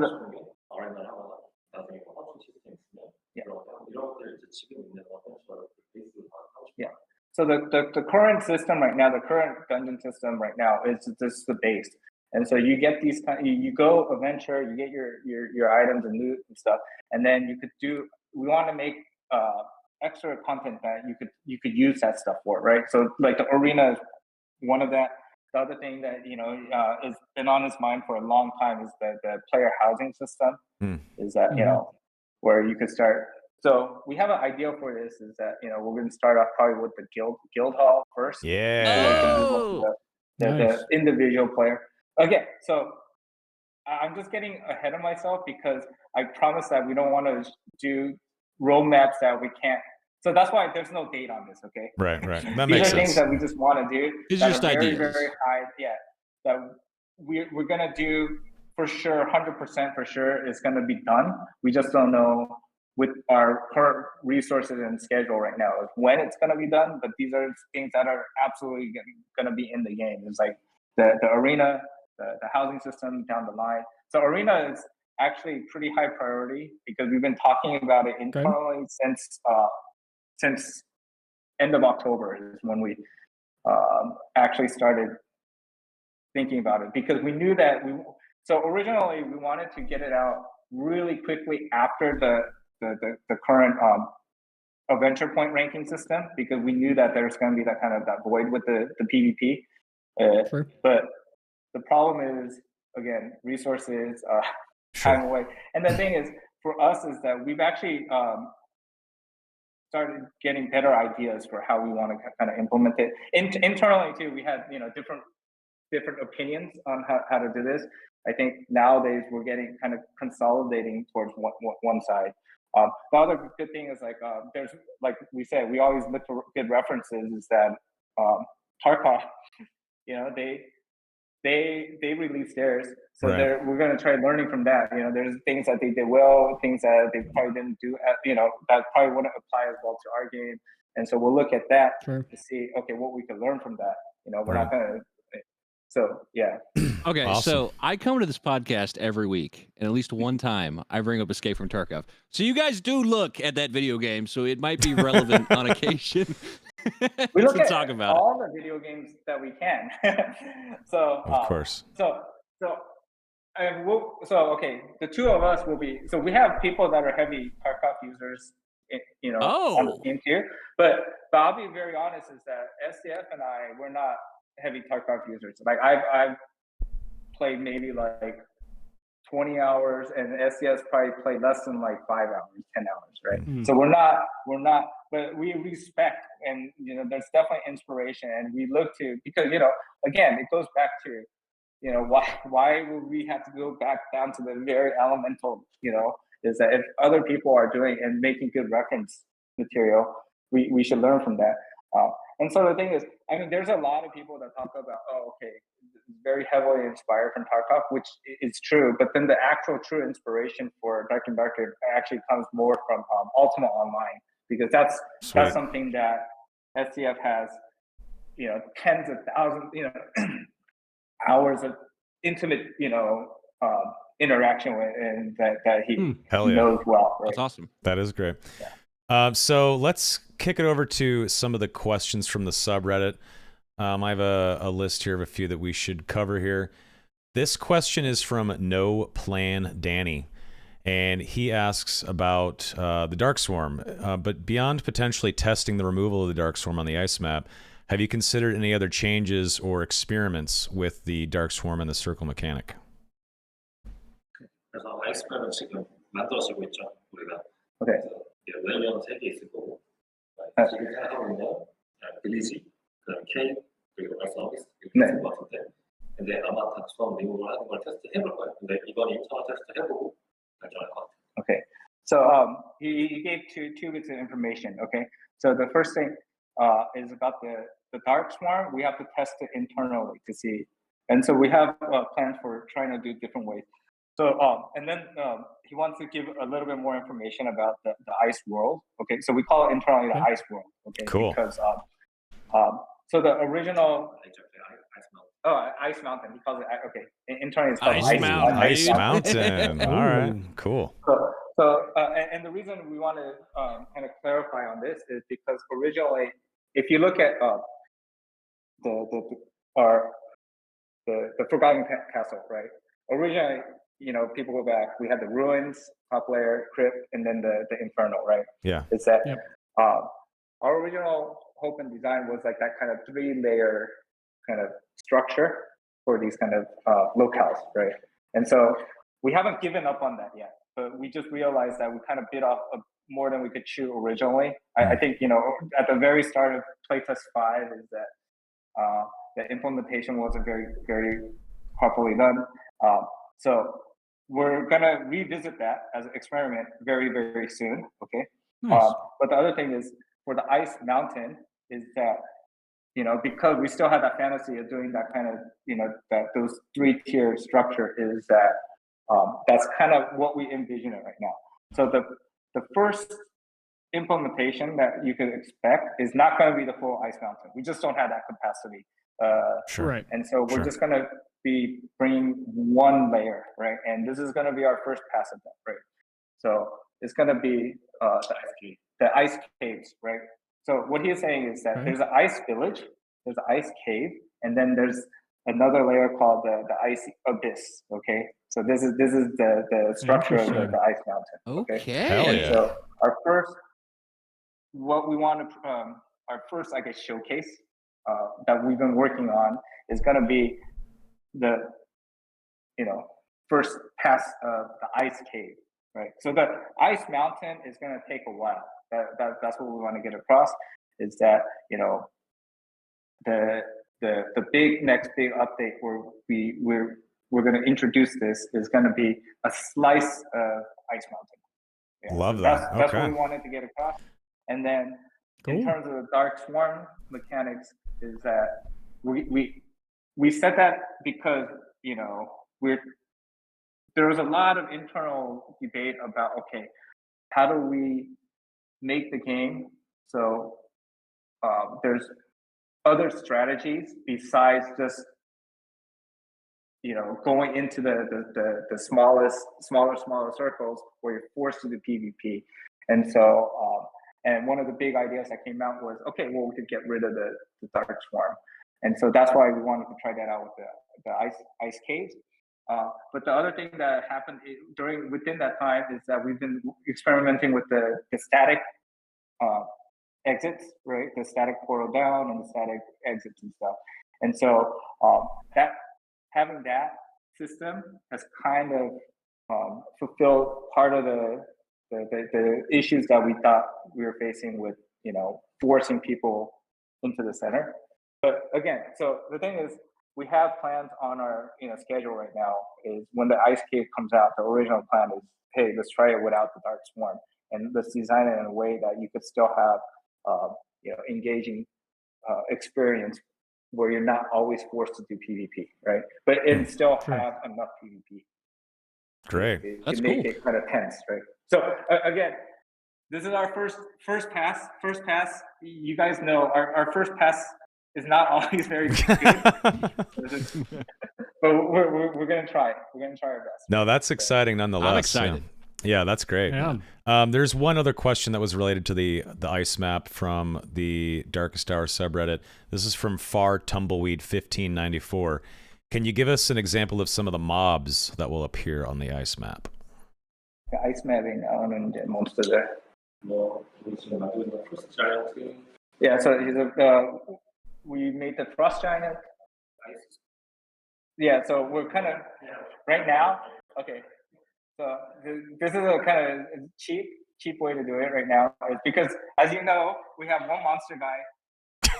We're hiring. We're actually hiring. So we were looking for if there's awesome monster designers, please contact us. But cool. But there you go.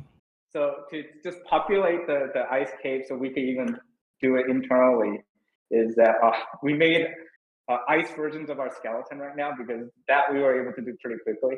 So again, we're gonna as you saw with like the ruins, or as you saw with the Inferno, is that originally when we first did the Inferno, it was just the red skeletons for a while, right? And then we slowly started adding demons.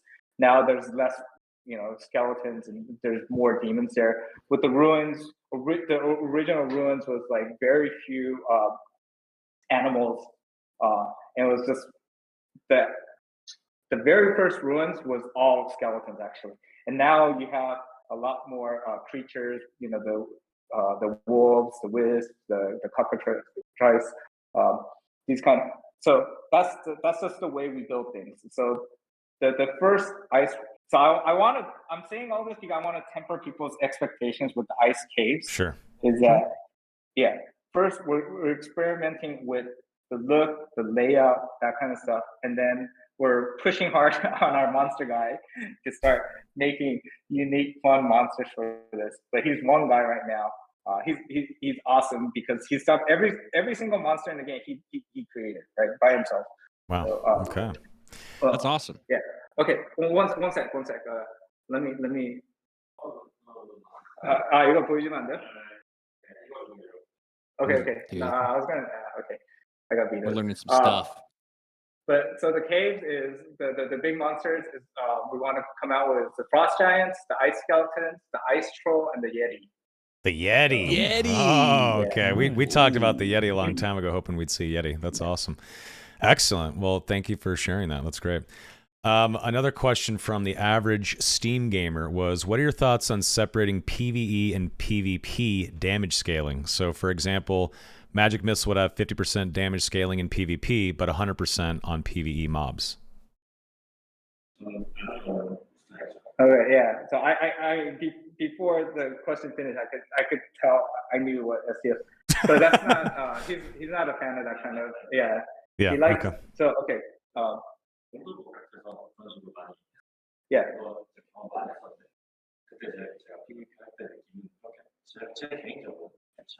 Yeah. So I think he's saying in World of Warcraft, they kind of utilize a lot of those types of systems where it has different kind of impact between PvE and PvP. And so he played a ton of World of Warcraft also. It's like he was not a fan of that kind of system personally.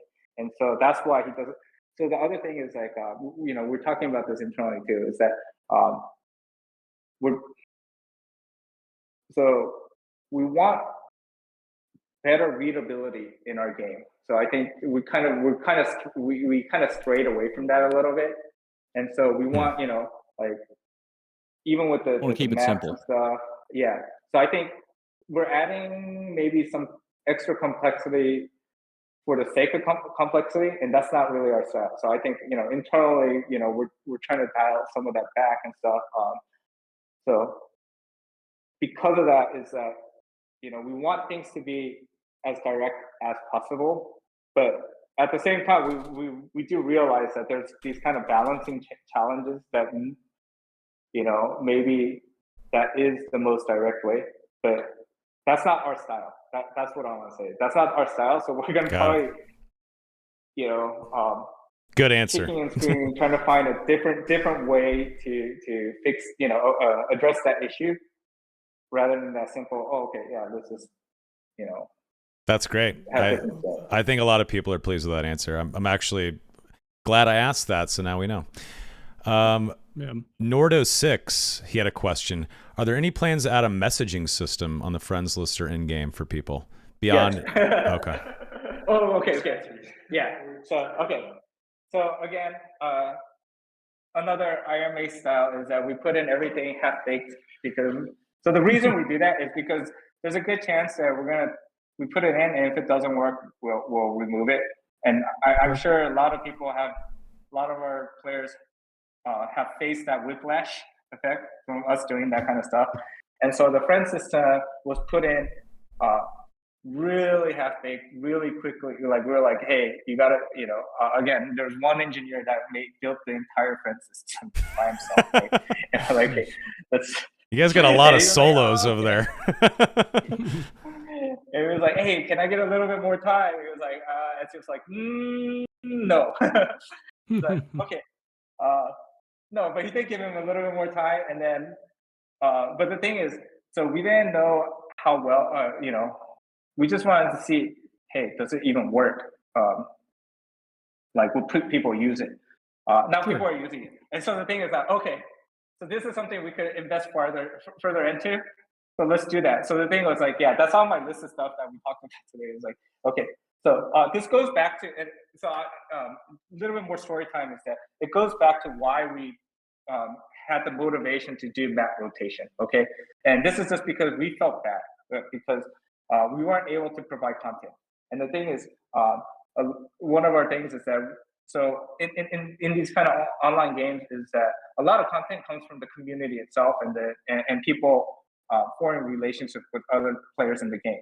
And since we put in so many half-baked features on the community side, is that, like, the system doesn't have messaging, right? So even if you're a friend, you can't, you see he's online, but you just like, oh, okay, you can spam invites or whatever, but you don't, it's not fully well thought out right now, right?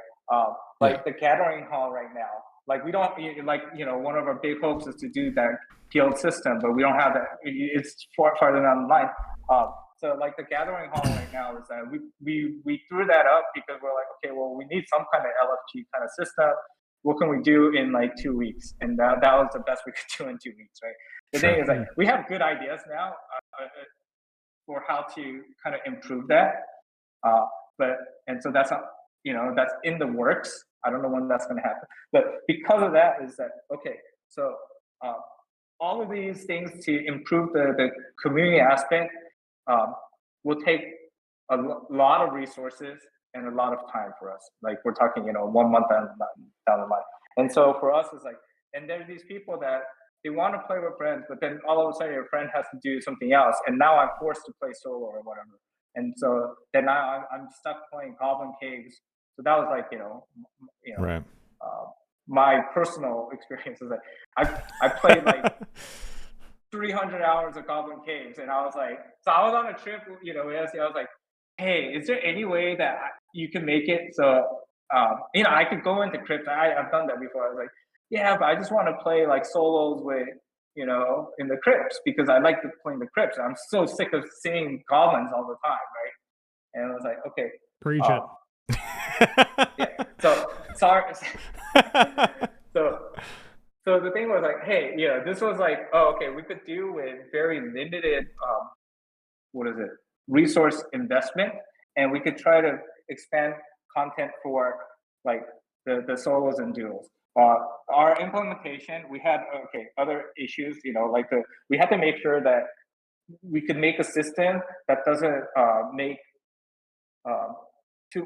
that doesn't have too many impact based on our current player population, right? So I know, like, Sure. but the easiest implementation for us was like, oh, okay, you could select every single type of a trio, and then you can select which map and stuff, right? But we knew, first of all, we have multiple regions, we have multiple MMR pools, we have multiple in the normals, and so when we were looking at it, we were like, okay, we have over 100 different matchmaking pools, and if we do this, now it's like another multiplier. It's going to be like, oh, okay, this is going to be just all these empty rooms, and so this was the best worst. I mean, what is it? Yeah, the best worst solution that we could come up with at that time. So again, we know, like, this is not the best implementation. This is our experiment, and we're working on. So we've heard a lot of your feedback on that, right?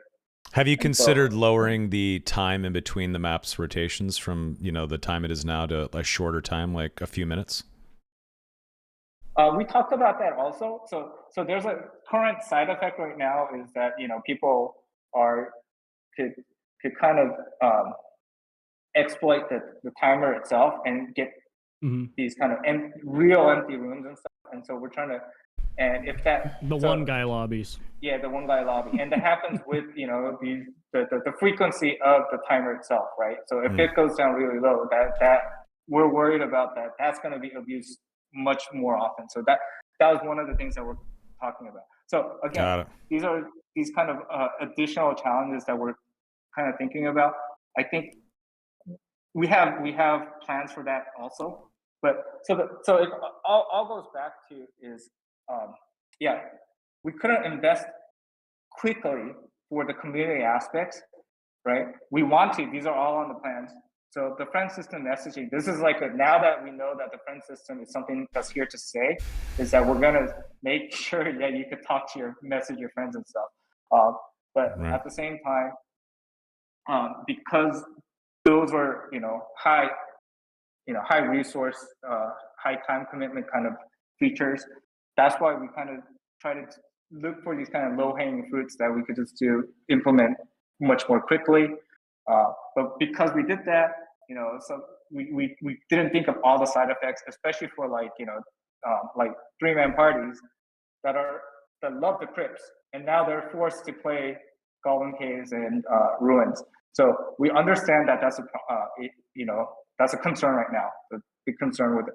So, but the thing is, because we've already started on this experiment, before we just fully say, oh, we're not, this is a total failure, is that there's a couple other things that we want to, we're on this road to see if we can kind of improve it. So we're working on this. We're trying to get this out as quickly as possible. So the first thing is, so again, even this system, we realized like it didn't come out fully baked, right? Goblin Caves, there's no resurrection altars and stuff like that. Right. The portal amount. So these are things that we're going to start fine tuning. But the other thing is that, okay, we heard you loud and clear. The current Goblin Caves right now is one of the most unpopular maps, right? 이 시스템을 테스트할 이유가 있었던 이유는 필요가 있었던 이유는 우리가 이제 콘셉트가 계속 많아질 거예요. 그럼 그때 이제 이 많은 것들을 한 번에 수정할 수 없어요. 이걸 돌려주면서 플레이할 수 있는 그런 환경을 테스트하고 싶기 때문에 이걸 테스트하는 건데.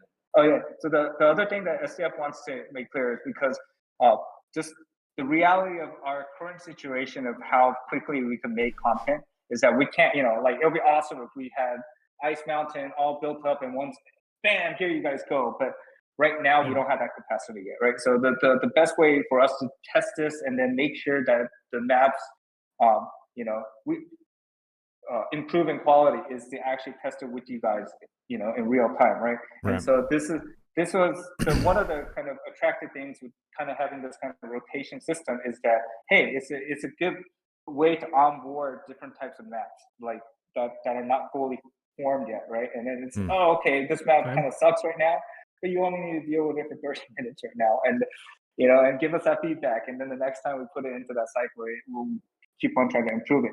So that's why we haven't completely abandoned this yet, because we want to run it through one cycle where we hear your feedback and then we try to improve it and So the thing is, one of the big things that we're gonna try for the next update is that we heard you loud and clear about the Goblin Caves. It's like it's not really well made for the other the 3-man parties, even the duos and stuff. So we and in terms of the adventure point PvP, the leaderboard also is that it's the amount of AP you could get from that is very limited also, right?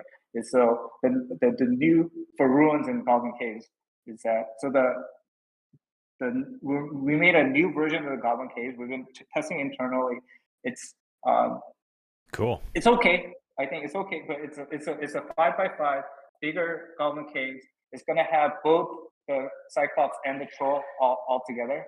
Wow. Not in one room, but on the map. Sure. They're just hanging out with each other. They're not, I don't know if they're best buds or whatever. But yeah.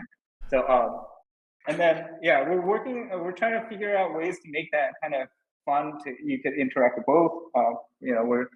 So there's going to be a new bigger Goblin Caves that we're working on that we want to have out for so I think 3-man parties will have a lot more, it'll feel a lot better. The other thing we kind of realized with like the 3x3 maps is that you lose a lot of the sense of adventuring. Like it's very easy to start memorizing. I mean, you guys memorize all the 5x all the maps right now, right? But like the 3x3s were even for like the casual users were able to pretty quickly memorize, so that you lose a lot of that feel of adventuring. And then just even one module over is that there's always filled with another player and stuff. So like the PvP focus is so heavy. Is that okay? I think we kind of realized like the 3x3 maps is maybe a little bit too small, and so we wanted to experiment. Hey, give the 5x5 Goblin Caves, give a little bit more sense of adventuring, a little bit more sense of I guess that kind of the strategy of going around. And then the last big thing is on the ruins right now. So we didn't have a good quick solution for the ruins, right? So the other thing is like the reason I think one of our conclusions why the crypt is so attractive is because you could go down to Inferno and you could go kill the boss, right? Right. That's a big motivation is going and killing the boss, and then going to those loot piles and having that kind of thrill of, hey, what am I gonna get? Can I get that named item from that boss, right? Right. Is that so in the Goblin Caves we do have those 2 bosses, and we're gonna start exploring a little bit more creative stuff. The ruins we didn't have a good answer. Like one of the things like internally we're like so just have red portals come up in the ruins, and it's just, but it was like it felt like a cop out, and it kind of ruins. It's an easy out. So what we're gonna do with the ruins this time is we're gonna really use it as experimental. So the ruins goes back to the total. So even the map rotation is experimental, but the ruins itself is gonna be totally experimental. Is that we're gonna start, because our end goal is we still haven't totally abandoned that kind of the 3-tier original idea. Is that we're gonna use the ruin as the test bed to try figuring out the right balance of going back to the original idea of, hey, you start in the ruins, you go down to the crypt, and then if you survive here, then you go down to the Inferno, right? And so this is the first pass. So ruins is like we needed a way that you could actually get a boss into the ruins, and there was no quick way for us to do that. But we're like, hey, this is a great opportunity for us to really test out, because we really want to figure out how to get that 3-tier level, 3-level dungeon working. Is that let's really try to experiment and use this as a test bed and figure out, okay, we'll start tuning this, getting the portals, getting the player amounts, getting the size. We're going to start working with. So this is the next big update. That's our plan. Is that okay? So instead of abandoning so it's very easy for us to just say, hey, we're not doing map rotation. We're just going to go back to the normal. Is this time, instead of those 2 maps that people really don't like, let's try to make it more attractive. And this, and test that out first. Yeah. Great. Okay. Obvious question for that is, if you do the 3-tier system, does that mean you no longer queue for crypts, right? I would imagine. No. Leave like Crypt is the original. So it's gonna. Okay. So it's just the ruins has three layers. So Gotcha. the ruins. Oh, okay. Yeah. Okay. That's cool. Yeah. Just one So final. you don't feel like, oh, it's ruins. I gotta, Kind of 30 hop on minutes the later. robes. Yeah. You know? No, Jay loves ruins. It's okay. There's one last question from Reddit, and then we'll move into chat Q&A. Inside Compote 8231, and I think this is a good question. I want to know. Will it ever be possible for players to be able to trade between their own characters without using the trade chat system? As a solo, sometimes I would love to transfer stuff from my fighter to my barbarian or something like that. 계정 있는 캐릭터에서 이렇게 트레이드할 수 있는지. 슈어스 스태시. 네, 이런 거잖아요. 네. 저는 그거는 생각했어요. 네. 슈어스 스태시는 생각했고, 네. 근데 지금 이제 다른 걸 포션하고서 우리가 아직 사람들이 있어요. 그리고 지금 우리가 포션하고 있는 거는 마켓플레이스. Yeah. Okay. Okay. So yes, so we have ideas for the account-based shared stash. It's just we don't have right now. We don't have the manpower, priority to do that yet. Sure. Because so one of the priority items that we're working on right now is the basically the flea market. We call it the marketplace. Is that that's very, very high priority right now. There you go, chat. There you go. Yeah. So the trading post right now is we do feel is incompatible with the random modifier system that we have in the game currently. So you just have to invest way too much time just within the trading post. So we want, So our big focus right now, instead of shared stash, is hey, we want to make it easier with the marketplace. But we do share that. Thought that okay, share stash, those kind of convenience. The QO, quality of life stuff, we all agree with. It's just they're low priority right now because the bigger systems have to go in, even if they're not implemented, convenient. Sure, of course. Sure, makes sense. Yeah. Okay. Go ahead, Jay. Please. That does make me have like one question for like the stat modifiers. I saw Derp Wiggly's make a post, like a reply to like a Reddit thread, but he is basically saying that it's probably a big challenge to balance so many modifiers. Do you guys feel that way at Iron Mace? Yeah, modifier 그 랜덤으로 많은 거가 다른 거가 just because there's so many. 무료인 거요.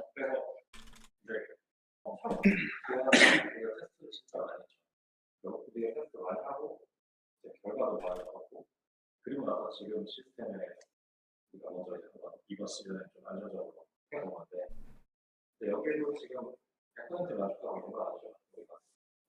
그래서 지금은 아이템 대비, 포션 대비 너무 작아서 이 아이템을 얻을 때 만족이 너무 떨어지고 이런 부분들은 분명히 지금 알고 있고 그다음에 캐릭터가 옛날만큼 강해지지 않기 때문에 좀 아쉬운 거. QC한 거 같은 게 좀 없죠. 그런 거 생각하고 사실 우리 테스트 더 많이 받았는데 제일 중요한 건 랜덤 파일 때문에 처음에는 아이템 랜덤리스가 너무 크니까 이 아이템을 얻는데 시간이 걸려버리고 그게 이제 가장 안 좋은 문제잖아요. 지금 타임 없는 사람들, 이 게임 하는데 시간 많이 없는 사람들이 그 아이템 얻는 시간이 너무 오래 걸리니까 경쟁을 못하는 그런 문제들을 좀 해결하고 싶고 이거 밸런스도 있고 이거 그러니까 여러 가지. So quite the answer. Go ahead, sorry. So there's multiple aspects of the difficulty of the random modifier system. So the first thing is, first of all, 100% we admit that having all those modifiers is a nightmare to try to balance. So it took a while, and so he's been working very hard, figuring out how to balance it. So even I think the current implementation was now we kind of reduced the impact of all those kind of random modifiers, right? So it feels a little bit more balanced, but now there's still the inherent issues with the random modifier system, and at the same time, kind of pushing down all that kind of the range of the all the different types of random modifier and the range is that it made the game when you're discovering getting items, it made it less juicy. Like you have less satisfaction of getting like this awesome roll and stuff, right? Is that because the amount of power you get from each item is less and less, right? And then the other big issue with the random modifier system right now is that it introduces so many too much item randomness in general, right? And so for us, it's there's good things and bad things. Like for us as designers, it adds a lot more variety instantly to the game. It's like what is it? Random generation for for items but for us to control is a lot harder. But the issue here is that it also gives a lot of burden, not just to us as the designers, but to the players themselves, is because now they have to sort through first of all, it's an opaque system, so it's hard to learn what are the actual good modifiers for your class, for your specific build stuff. And so I think it's this barrier where mid-level players, they still have difficulty figuring out within the dungeon what's a good item. So a lot of actually good items probably get left in the dungeon, but don't actually make it out to the trading posts and stuff. And then the other thing is that now there's a lot of trash. There's so much trash being generated, right? And so people, first of all, they can't discern between the different qualities. They're not having an easy job to do that. And they'll come out and they start trying to flood the trade posts with all this trash, right? And so now the people that want to actually get good items, they have to go through all the spam too, right? So these are kind of the things that, hey, we see the pluses of having this random modifier system, but at the same time, there's all these extra challenges that are placed not just on us as designers, but onto the community itself. So we're trying to figure out, okay, and at the same time, the juiciness of controlling it to enough that, hey, giving it enough power that it makes it like, oh, okay, I got this awesome item. I really do feel like I progressed from like one tier of power to the next tier. These are all like really, really difficult challenges for us right now. That's originating out of this the random modifier system. So the thing is, we're still working on it. We think that the flea market system will hopefully make it so you don't need to waste as much time going sorting through trash and stuff. We're hoping that because there's less investment cost to put up an item. Right now, if you want to sell an item, you have to go to the trade post and you have to waste 10-20 minutes. If you don't know if it's trash or not, you're just wasting your time. It makes sense for like the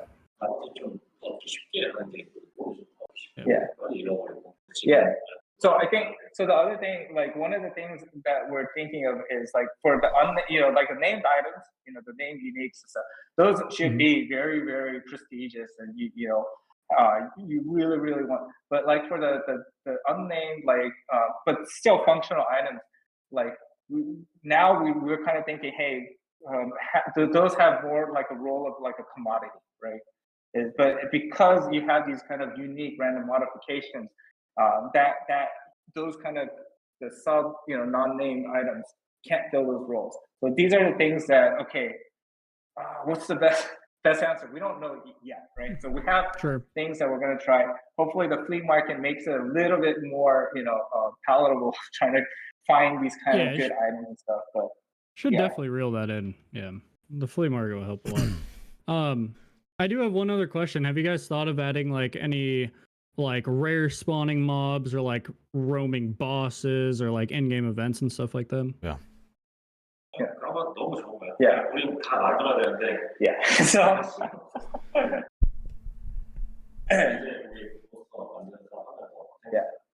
Okay. Golden portal, perhaps.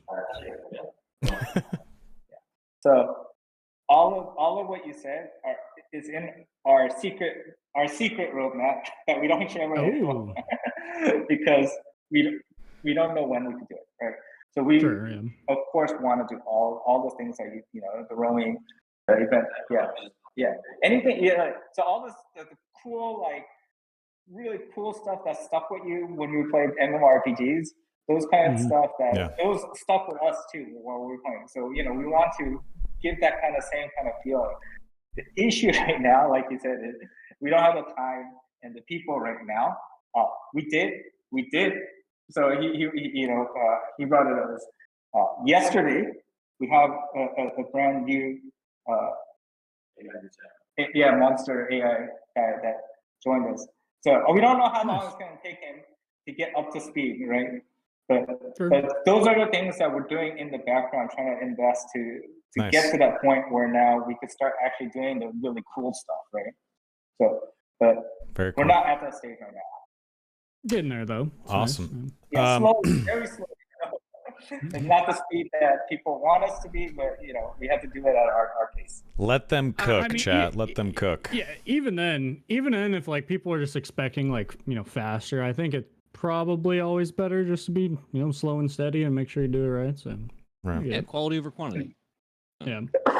All right, so we've been going close to 2 hours, but do you guys mind if we do a little bit of live chat Q&A? Is that cool? Yeah, of course. Awesome. Yeah, we don't mind. Yeah. Okay, perfect. We'll keep you here all night, Terence. Yeah, we'll go for 4 hours if you let us. This is what he was supposed to do. Yeah, so he has to make sure he does this right. Okay. Yeah, Ice Mountain is a day late because of our podcast. That's how long we'll be. All right, so chat, I have my chat open and Jay's chat. Chat's going to be flying as questions are answered. We're obviously going to miss stuff, guys, so be patient with us. We are not, AI bots. We can only read at the speed of the human mind. So be nice to us. Jay, please. I got a good first one already. Yes, please jump in. All right. Yeah, I think this is a good one. So long time ago, you guys said that the current bosses were actually supposed to be like second level bosses, implying that if there's ruins, crypts, hell, those bosses are actually supposed to be on crypts, and then the hell is going to have new bosses. Is that still a plan for you guys? The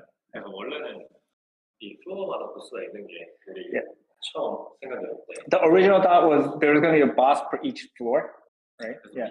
Gotcha. Okay. Yeah, so the Lich was supposed to be the second, the crypt boss, and then the Ghost King was supposed to be the infernal boss like this, right? Yeah.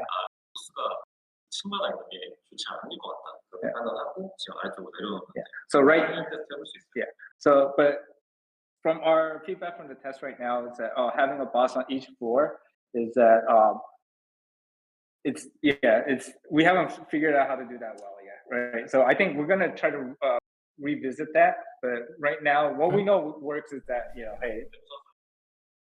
so the priority is in the back right now. Okay.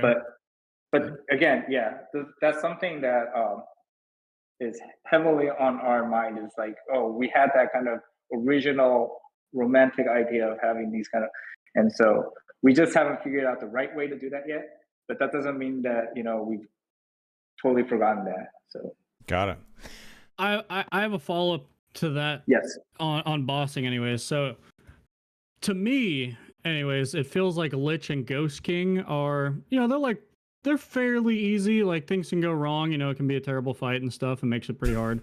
But compared to like Warlord, it seems like Warlord is like a huge step up. Are you guys like happy with Warlord and like implementing bosses on that level of difficulty? Okay, so yeah.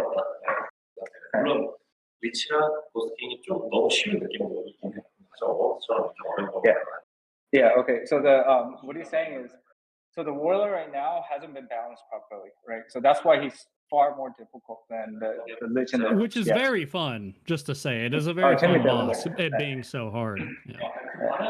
Okay. But at the same time, he wanted to make clear that the Lich and the Ghost King is a little bit easier than now he's satisfied with. So I think this does give a hint, like our full plan for Ice Mountain is that you're gonna see, so he mentioned like the Frost Wyvern. You're gonna see very like extremely difficult bosses too, down the line. Right. Beautiful. So, great. I'm here for it. Love that. There's a question about high roller mobs. So currently there is a lot of cheesing that's done to defeat stuff like the Centaur, the Berserker. Is there any plans for rebalancing or changing up Nightmare grade monsters in high roller to eliminate some of the cheesing? What are your plans for that? 그래서 치즈를 없애려면 일단 이 몬스터가 조금 더 영리해져야 돼요. 영리해져. 스마트. 그렇게 돼야 되고, 그리고 이 바라보는 각도에 따라서 공략한다든지 이런 좀 테크니컬한 것들을 좀 우리가 클리어해야 돼요. 근데 그것들을 지금 힘든 시간이 없어요. 그래서 우리는 치즈를 get read 하고 싶은 건 맞는데 시간이 좀 걸린다. Okay, so he's saying, so he wants to get rid of the cheese. We had, I know, Yes. I knew right away when you asked it because we had this in the what is it? Our little employee room today. He was having coffee. And it's like, we're talking about cheating, and so he wants to. It's like a personal quest to get rid. But the thing is, because our resources right now, we have to focus on making more monsters right now. And then the thing is, we know logically where we have to invest in to get rid of So there's two main components. And one is the level design itself, and then the other one is the monster AI itself, right? So the AI, so the level design we could kind of focus on because we have a little bit more resources, or people that could help working on the level design side. On the monster side is that right now our monster guy, he's making the other monsters, and then the logic system for the AI itself has some limitations because so he hasn't had a lot of help from the programmers, right? So what he's saying is if we gave up the ice world, we could start focusing on getting rid of all the cheeses. But the thing is, we made this kind of decision. It's like, okay, for right now, this is, even though we hate seeing that, is that, hey, we want to make sure that we could start getting some kind of new content pipeline out. Yeah. Got it. Yeah. Keep the cheese. Give us the ice mountain. Well, eventually, our goal is to get rid of the cheese. Of course. I figured as much. Jay, nice. What do you got? What question do you got? We'll take turns. I guess this maybe like a good one to ask. Did removing spectate and no VoIP in the pregame lobbies, did that help a lot with like the teamers and really, I guess it's really targeted at teamers. So. 그러니까 VoIP 뺐잖아요. 그리고 스펙테이트가 없었잖아요. 그러니까 그거 때문에 이제 팀원들이 진짜로 그 어비저들은 많이 줄어들었죠. So I think our feedback is that So the feedback and our initial data shows that it has made some dent. It didn't get rid of it, right? So sure. And then our first implementation, like the ping logs, was a disaster also. So like we have to revisit that and fix that, right? So, but the thing is, the other thing we realized is that hey, the spectating itself is actually a big part of the content of the game, right? There's a lot of enjoyment that comes from the spectating. Like if you die to some guy, and the first thing you want to do is like, and you had a really good fight with some guy, and you want to check to see, was he one hit away, and you can't do that anymore. Or it's like you died to some guy and you're like, but I know I'll play this guy. This guy only beat me because of his items, but you can't even check that and stuff like that. And then the last thing is like, you died to this guy, but you're like, I hope this guy dies in the swarm. I hope Hell yeah. You want to watch, right? Absolutely. So you pick up your items and you're like, please don't make it out. Yeah. Exactly. Yeah. So the thing is, like these kind of things, we realized, okay, we actually took away. Our whole thing was like we don't have the resources to build new content fast enough, but now this is kind of to solve this other one issue. We actually ended up taking away content. So right now we're trying to figure out, okay, like we hate it just as much not being able to spectate. So we're trying to figure out a way to bring it back, or it's not going to bring back all the advantages that it gives to teamers and stuff. I don't know if we have a solution for that. But the thing is, now our thinking has actually kind of changed. Is that okay? We have to figure out a solution to teamers anyways. But removing that kind of content is probably not the right way to go about it. So if we can't figure out a solution, I think for us, is we would still be more comfortable with just having spectating back in. But we're gonna try doing things. Yeah. So like the easiest one thing we're thinking about, so it addresses the first two issues, not the third one where you get to get the satisfaction of that guy dying, but is maybe just you can only spectate for 30 seconds. After you die, stuff like that.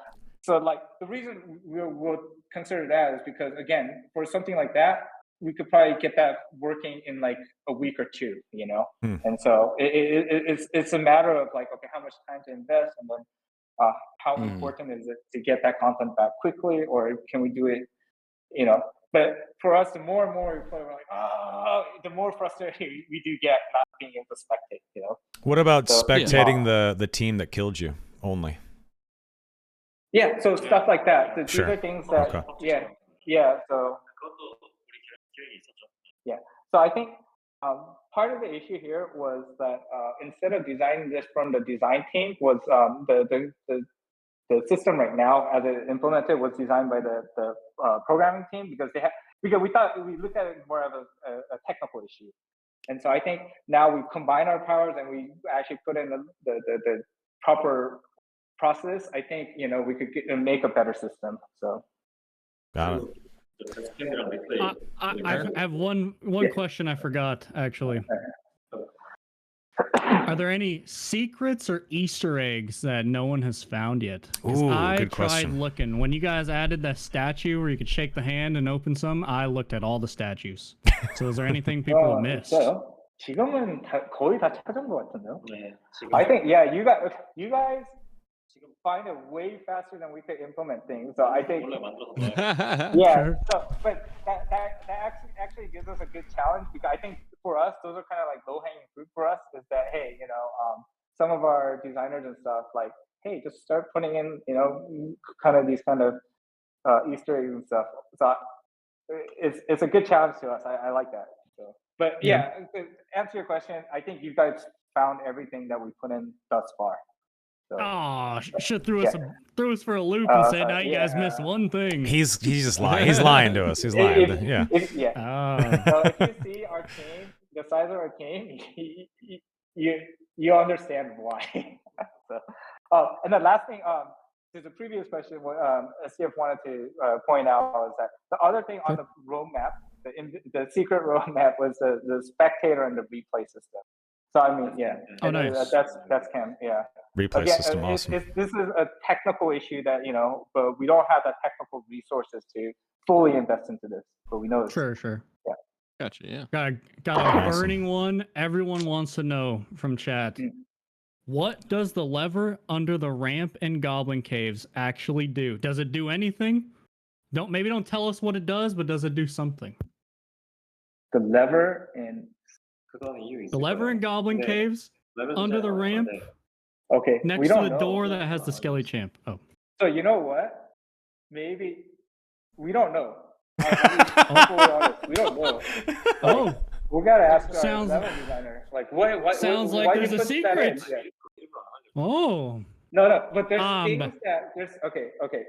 So there are things that our level designer he'll put in, and he'll be very, very like fly and we'll ask you like and give very vague answers, right? Cryptic. That's a good level designer. Cryptic. I like Cool guy. No, it's personality. Yeah. So the reason why he does it, is that our level designer loves it when SDF dies to like a trap that he placed that's hidden that he doesn't know about. So he likes to like kind of do those kind of secret things. So that's awesome. So he's evil. He's an evil guy. Okay. Oh, that's great. There's a couple of questions about classes and artifacts. One question I've seen 1,000 times is, what is the named item or artifact for the wizard? Is there anything coming for the wizard soon? Okay. 이건 보이죠? Okay. Yeah. So SDF actually made the design for that. Let me see. Go on. Yeah, so it's not implemented. The 3D model, but there's something, okay, yeah, there's something called the Zerky's Eye. It's a unique crystal ball. Oh. Okay. Okay, I'll read the description. Okay, no, he said it's a secret, sorry. I'm okay. All right, that's all we get. No, see how it is. Hey. You named, there's another unique spell book called the Spell Weaver. Spell Weaver. Oh, The yes. spell Weaver? So we got a book and a Spell crystal Weaver. ball confirmed. There And you there's go. a Alright. wizard staff called Illusory. Wait, Illusory? Yeah. Illusory. Ooh, a Okay. staff? A loose. You said it's a staff called Illusory? I don't know how to pronounce that word. Illusory. Oh. Yeah. Yeah. Okay. Yeah, Illusory. Yeah. Got it. Okay. That's Alright. awesome. So those are on the plate, and they're highlighted in yellow in our internal Confluence board, which means that they're scheduled to be implemented. I mean, they're already made, and then it's in so it's in the process right now. So Hell yeah. internally we have like things in red that has to be done later on, and so yeah, Gotcha. it's coming soon. Like actual coming soon, not training coming. Very cool. Hell yeah. Not Love it. trading them is nice. Another It question sounds that like you I've missed the crystal sword. Halo 2 energy sword. Just It's saying. a crystal sword, but there's no name. So that's the one that's in red. So yeah. I gotcha. Got it. Okay. Another question that I'm getting bombarded with is, how do you guys currently feel about bards? Is there any change? Are you guys happy with the bard? Is there any changes coming to the bard? Anything we should know about? Any changes with bard? 때는 버프를 우리가 죽이기 위해서 너무 죽었잖아요. 네. 그래서 근데 여전히 카스플레이는 있어요. 네. 솔로에서는 그것 때문에 되게 약했어요. 근데 우리가 이제 안티 버프 시스템을 많이 만들고 나면 다시 하는 거고 솔로 받으면 조금 버프해주고 싶거든요. Okay.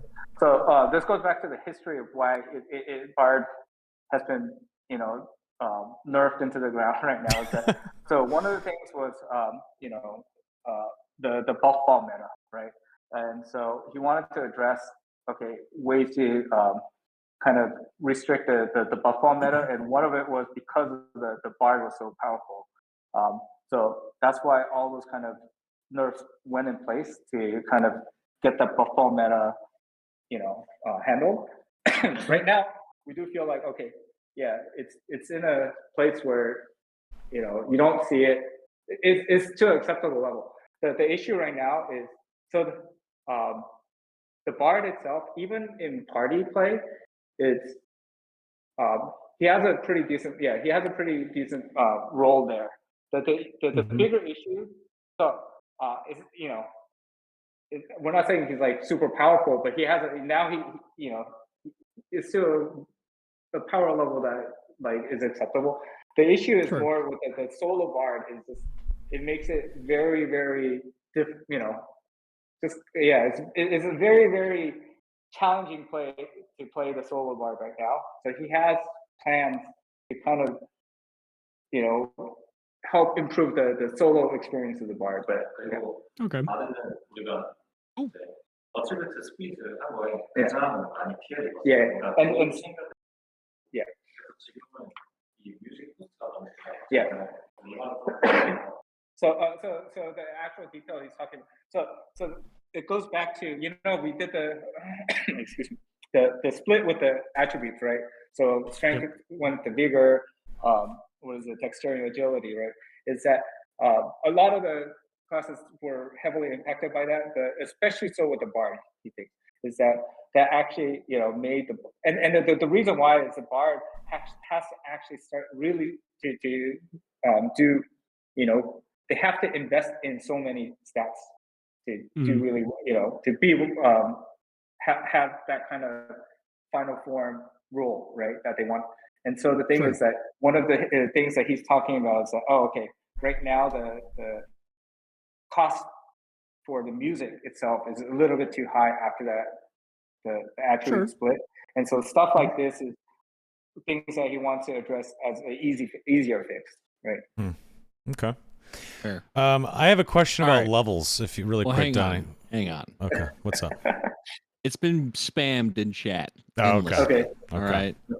Oh. You guys, are there plans for a dwarf skin? There Are you is doing a dwarf plans. skin? Yeah. dwarf. 리저브맨을 만들어봤기 때문에 이제 히트박스 다른 것들을 좀 했죠. 근데 드워프까지 가능할지는 아직은 잘 모르겠지만 우리 트라이 해보고 싶죠. So he's saying, with the Lizard Man, that was our first foray into doing different hitboxes, right? And so we feel like, it was semi-successful with the lizardman. So the thing is, going to the dwarf that's another level of difficulty. Is like, can we really get that balance? But I mean, thematically, all that stuff is that we would love to get the dwarf in there, right? So I think it's something. It's a big challenge for us. Of course, it's something that we want to do. Yeah, it's the Odd Job and GoldenEye challenge. If you guys played GoldenEye back in the day, exactly. I'll say this: if you guys come out with dwarf and it's completely busted, just leave in the game for like 1 week. Let us go crazy, and then you can take it out. Okay. I have a question about levels. So obviously in traditional Dungeons and Dragons, level 20 is like the cap, right?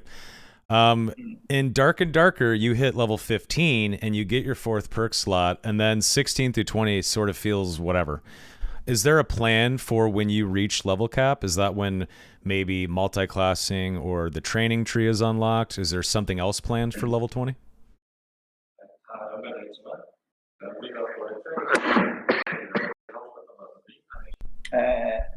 So the original plan, originally was you get hit level 20, and then you could do like the Call of Duty Prestige. We call it like a reincarnation system. That was the original plan. So yeah, that's why like hitting level 20 is not the end. Is that you start over, and then that was supposed to be tied in with the multi-classing. So you reincarnate, and then now new perks could randomly start appearing, and then so you would try to reincarnate to, oh, okay, I didn't get the perk I wanted, and we get to try it again. I don't know if this is a good system or not, right? So that was the original plan. And that's why we did it at level 20. Right now, we've kind of, it's such a hard, difficult design challenge for us right now, is that we kind of, okay, and there's enough other challenges that we have to address. 근데 레벨은 우리는 그래도 게임 플레이 많이 한 만큼 많이 올라가게 하고 싶은 마음은 있죠. Yeah, but he does know that the limit, because that training has been on hold for so long, is that level 20 doesn't really signify anything anymore in the game, right? So easy. It's that maybe at least putting like a stopgap measure is like where you continue to just level up and get like other kind of, so something to signify, hey, you invested a lot more time in the game, but that's not going to be the final system. I don't think. 그래서 우린 그거 보여주고 싶어요. 그러니까 이 사람이 뭐 어드밴스 랭크 이런 걸로 잘한다고 보여줄 수 있지만 이 사람이 익스피리언스가 엄청 많다는 거를 이제 그런 걸로 보여주고 싶다. Yeah. So the thing is, like the adventure rank system is kind of like recognition you're a good adventurer, right? But then we want to have other ways that people could express, like their skill in the games. Is I have a lot of time into the game, so you can have these kind of crazy. Maybe if we do go to reincarnation, it's like, oh, this guy in this one season, he has like 10 prestige or something, Again, that's cool. But yeah, so the thing is, I think we're trying to make something perfect, and that's why we just, it's so hard. But I think if we do something just easy, we could get that out pretty quickly, and maybe that will be a good stopgap measure for a while. Got it. Okay, that makes sense. Get the ball rolling in. That's a cool idea, though. I like the idea of reincarnation and then getting maybe a couple of different perks and hoping that you get something that you like and having to go through it again. That's pretty interesting. I didn't even consider anything like that. Yeah. That's definitely outside the box. Go ahead, Donnie. Let's hit him with one last really good question. I think we're like, what, 2.5 hours in? Okay. Yeah, we're 2 hours and 18 minutes in. I mean, I don't know. How long can you guys go for? I'm assuming you guys have shit to do today, right? It's like... I think let's try to do 10 more minutes. And then, sure. So we have to eat lunch too. Of course. Okay. We'll do one more good question, and then we'll say our goodbyes for sure. No problem. All right, let's make this good.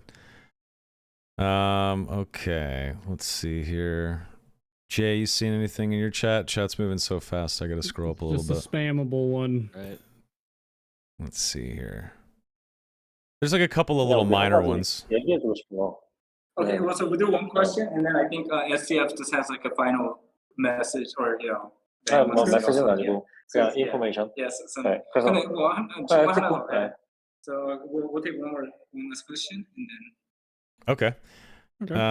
Okay. Actually, here's a good question, and this might tie into what SDF was going to say. But can you give us the ETA on when the content patch is dropping? Can you share that news? So the content patch는 언제 할 건지.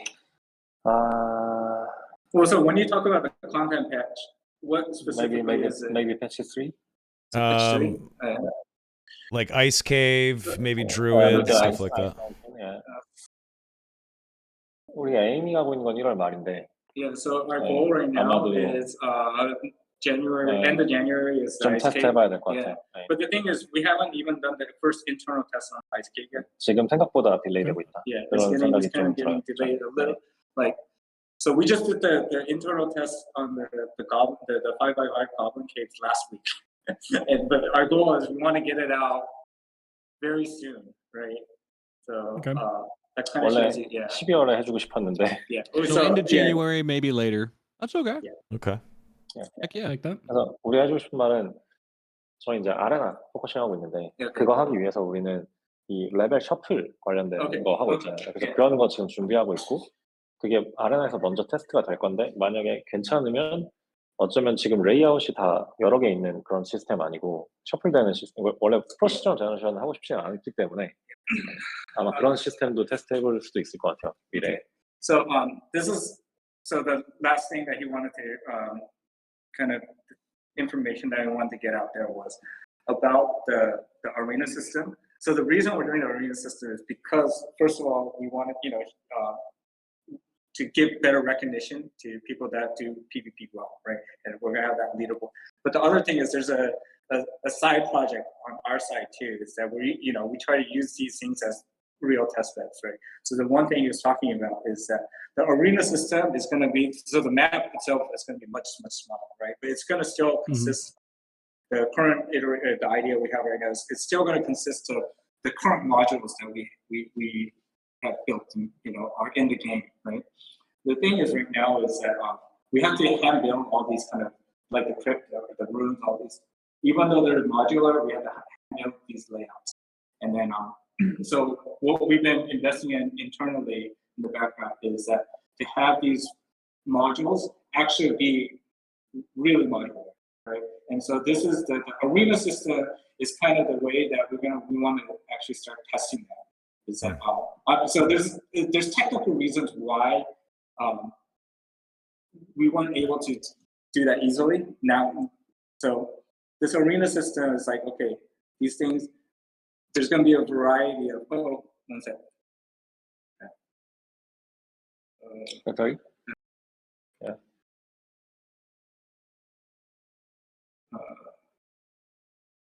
Okay.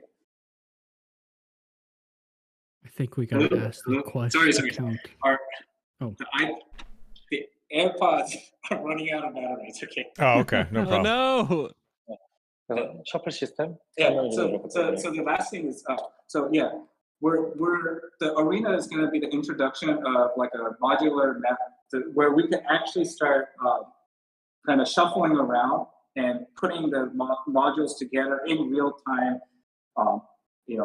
As like these puzzle pieces, and I mean, like one of the ideas that we just kind of threw up. This is not something we're going to do. We don't know yet. Is like maybe if there's like a band pick phase. So it's not you band pick like your class or the players or whatever. Is that you could band pick the two teams come in and they could band pick modules, right? And so and with the remaining modules, that forms the arena, the layout itself.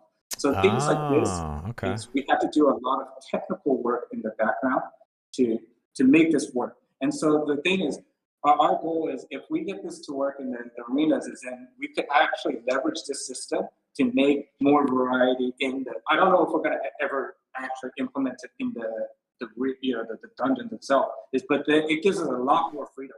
So the problem for us right now is even if we make new modules for like a crypt, which we could do, is that to place it into the current layouts is that we have to hand place all of these. We have to rebuild these huge light maps, and then for just to introduce like 1 or 2, 3 new modules, is that then all the players have to download multiple gigabytes of update files. And so for us, it's like, hey, that's not worth all that trouble to the entire player base just for this.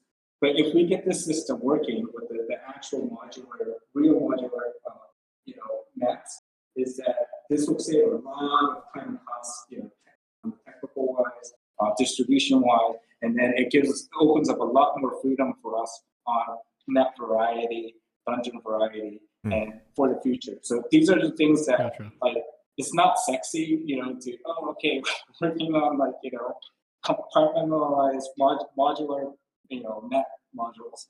But those are the things that we've been investing in because we see it as like good bang for buck. Awesome.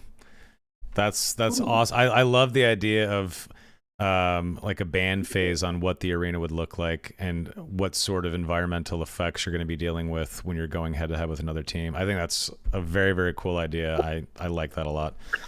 I guess there's like one tiny little question, if you just one quick answer, if that's all right, that I'm getting inundated with, is skins that you unlocked with adventure points like Demigod and Pathfinder. Will that be account wide? I'm assuming so, or is that just tied to a character?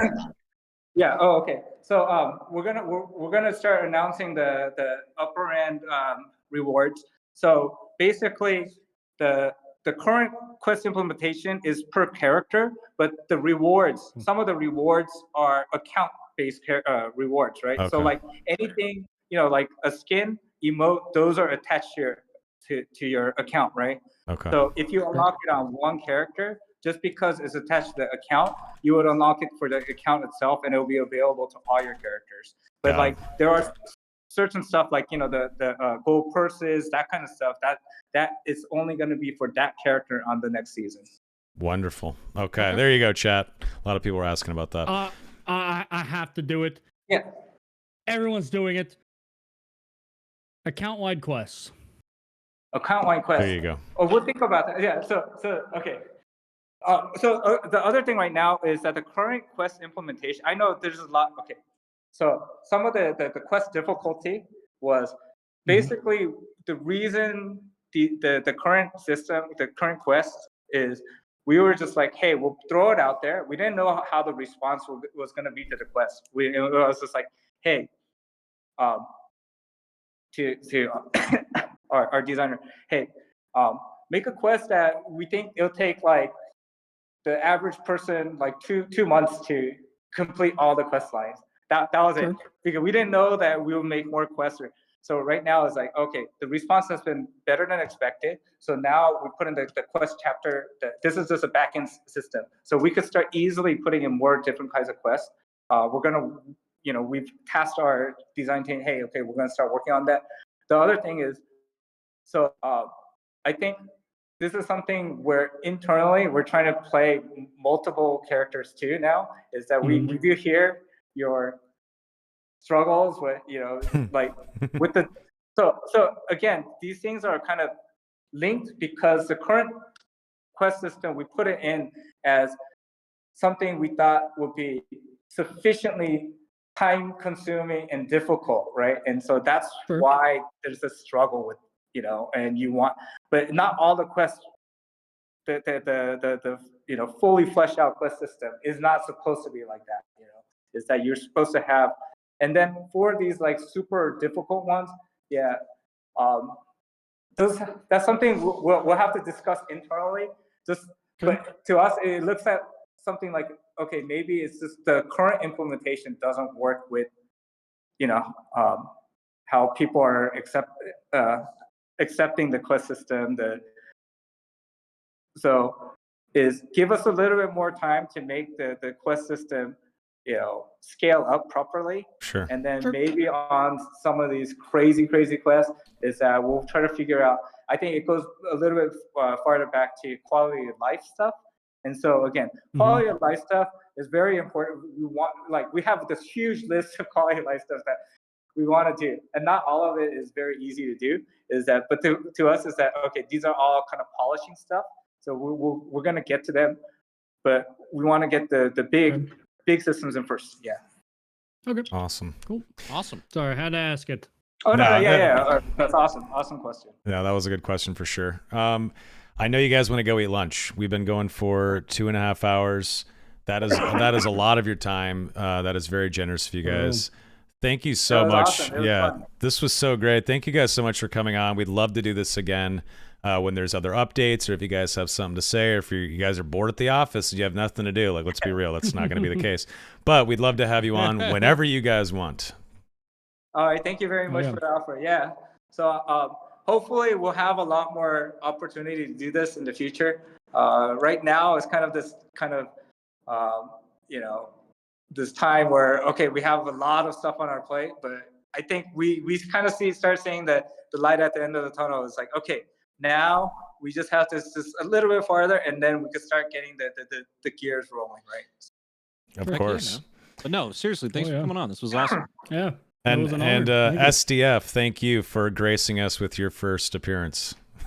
Thanks, SDF. Thank you for playing Duck and Duck.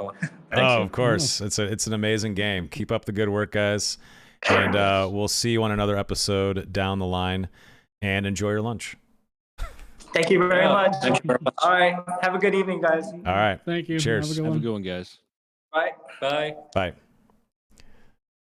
All right. Wow. Nice. That Man, was awesome. That was awesome. Holy That was shit, boys. pretty wild. Let me switch scenes here really quick. There we go. I feel like they gave a lot of extra info too. It was awesome. They gave us so much more information than I ever could have imagined. Demon form warlock. Holy shit. Demon form is, dude. Well, also the fact that they want warlocks to like eat buffs, like that's the role they want them to play. I think that's cool kind as of well. sick. You eat buffs from a distance and then go in demon form and slap people. I already know what's gonna be. It's gonna be the demon warlock running at me, eating my buff, so the bear charges in. Yeah, I can't wait. Hasten invis bear. Nice. Most importantly, though, rat form is on the table. Squeezing under a door. Yeah. Oh man. Yeah. Ratting around with your boys. Come on. I can't believe the bear can't go through the door. Oh, I love that. I think that's amazing. Imagine how fucking big that's gonna be. By doorway. Imagine how big the bear is gonna be, dude. That's awesome. It would be it's like a full-size bear. Huh? Yeah, that's gonna be a grizzly. Big ass bear. Look, chat. I know that not all of your questions were asked. We're only 3 human beings. There's lots of people watching. Chat was flying by. We did our best, so I hope you guys enjoyed that. I thought that was that was one of the best episodes yet, obviously. So, thanks for watching that. Level 8 Necro says he posted extensive notes on the subreddit and the official subreddit. Oh, nice. Podcast and the Dark. Hell yeah. Awesome. Nice. Thanks, Level 8 Necro. Yeah, I encourage you guys to use r/the Darkest Hour podcast too. I mean, it's very small right now. There's only a few people in there, but it has an opportunity to be a more chill place than the other Dark and Darker subreddit. So consider that, and we'll take more questions from there for the next time they come on as well. So I thought that was kind of a cool thing. And also just give us feedback about the episode if you guys liked the Reddit questions or not. If we needed more time for chat Q&A, give us your feedback on it. We always want to improve this stuff. So yeah, 100%. Also, let me say, saw some ASCII art of a guy farting in Jay's chat. That was fantastic. Whoever did that, shout out to you. That was beautiful. I cracked up. I had to mute for a second about the ASCII fart. I do feel really good about that one. I feel like we didn't inject our personal opinions on all this stuff. It was nice. Oh, not at all. We did exactly what we should have done, is let them talk. And I think that was it went better than I thought it was going to go, to be honest. I was a little worried about the mics and like the echoiness and whatnot, but I could understand 99% of what they talked about and what they were saying. Oh, yeah. And I'm happy that we just let them riff. And because whenever you get in their way too much, they say less interesting, juicy shit. And when you let them talk, they start slipping up with stuff like demon form and shit like that. So you just got to let them go. But Arena's cool, man. That's awesome. Dwarf, possibly. We got a maybe on like a little dwarf guy. Dwarf's coming. Dwarf's coming. Odd Job is coming for sure. That's gonna be so cool. Yeah. Yeah. But yeah, obviously, Invis question is important. Why did you miss it? Well, you can't catch everything, guys. Sorry. Invis question. He What mentioned landmine rogue. He so did. They know landmine rogue's an issue. Yeah. Rogue's not going anywhere, unfortunately. So There was. It seems Go ahead. they're obviously very aware of what's going on. Of course, I think they're more aware than we realize. Like I think they get it. And obviously there was like hundreds of questions being spammed, and we could maybe fit in like how many did we get? Like a dozen or two dozen questions? Maybe. Not even that. Like that's just how it is. But we'll do our best to add in more of a chat Q&A next time they come on, if they come on. So, which it sounds like they want to. yeah, no, 100%. That was dope. Sorry, Plebor. I know. I miss Plebors. I wanted to about bear sex. His other question was about microtransactions and like the other in-game store stuff in the future. I wanted to ask that, but we started running out of time with subreddit questions, so I was like, shit, we got to get. I figured they were gonna want to stop at like 2 hours, and it was like. I'm surprised they went that long. Dude, that was our longest episode. This is our longest episode. Yeah. And I got nervous that we were gonna miss chat Q&A, so I actually cut several Reddit questions. So I'm sorry about that. I did my best in that regard, but I felt like I had to expedite things slightly. Yeah, dude, we do need the soundbite of "Thank you for playing Dark and Darker" by SDF. That was awesome. That was great. It's definitely a soundbite. But yeah, those guys are legends. That was very generous of them to hang out with us that long, and we like totally ate into their lunch break. Like I feel bad, but I think that was exciting. We did forget the most important question, the booba slider. We'll have to definitely kind of fit that one next time we have. When he started talking about customizing the guild tavern, I wanted a sale poster so bad. I really wanted to say that shit. Oh man, a sale poster? That is hilarious. I love it. So, like, is demon form going to be like a sexy demon? Scary demon? You're talking like wild succubus? Yeah, where we go with this demon? Yeah. Because, like, fishnets. Wouldn't mind some boobs, you know? Dude, demon form, like, excited me more than anything else. I don't know. I did not expect that at all. That is so freaking cool. I didn't either. That was awesome. No, that's awesome. I also had to hold back because when he started saying like player controller, I was like, damn, dude. Because the private server, remember the private server, the pizzeria or whatever? Yeah. They talked about player controller for like 6 months straight. Every time they said anything, player controller. Yeah. Yeah. Just gave me flashbacks.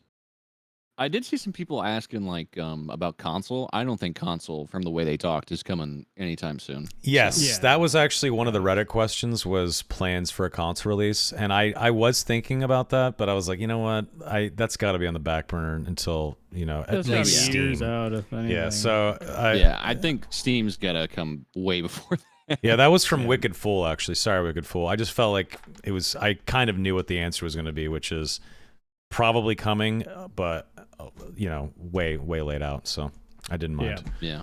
Didn't mind asking. What else? Anything else, boys? The kind of hinted lawsuit almost over. You think so? They said they had a guy having to deal with it. Like I'm curious. I mean, obviously I don't want to get into it with him, but I am curious where it's at. Like, the phase of it and what's going on. I don't know. Maybe they'll release something on their own. Someone posted an episode review on the Reddit. Oh no! Oh god, I'm not opening that for my own mental health. Can't wait for us to get our lashings for that one. Awesome. Yeah, right. Three nerds.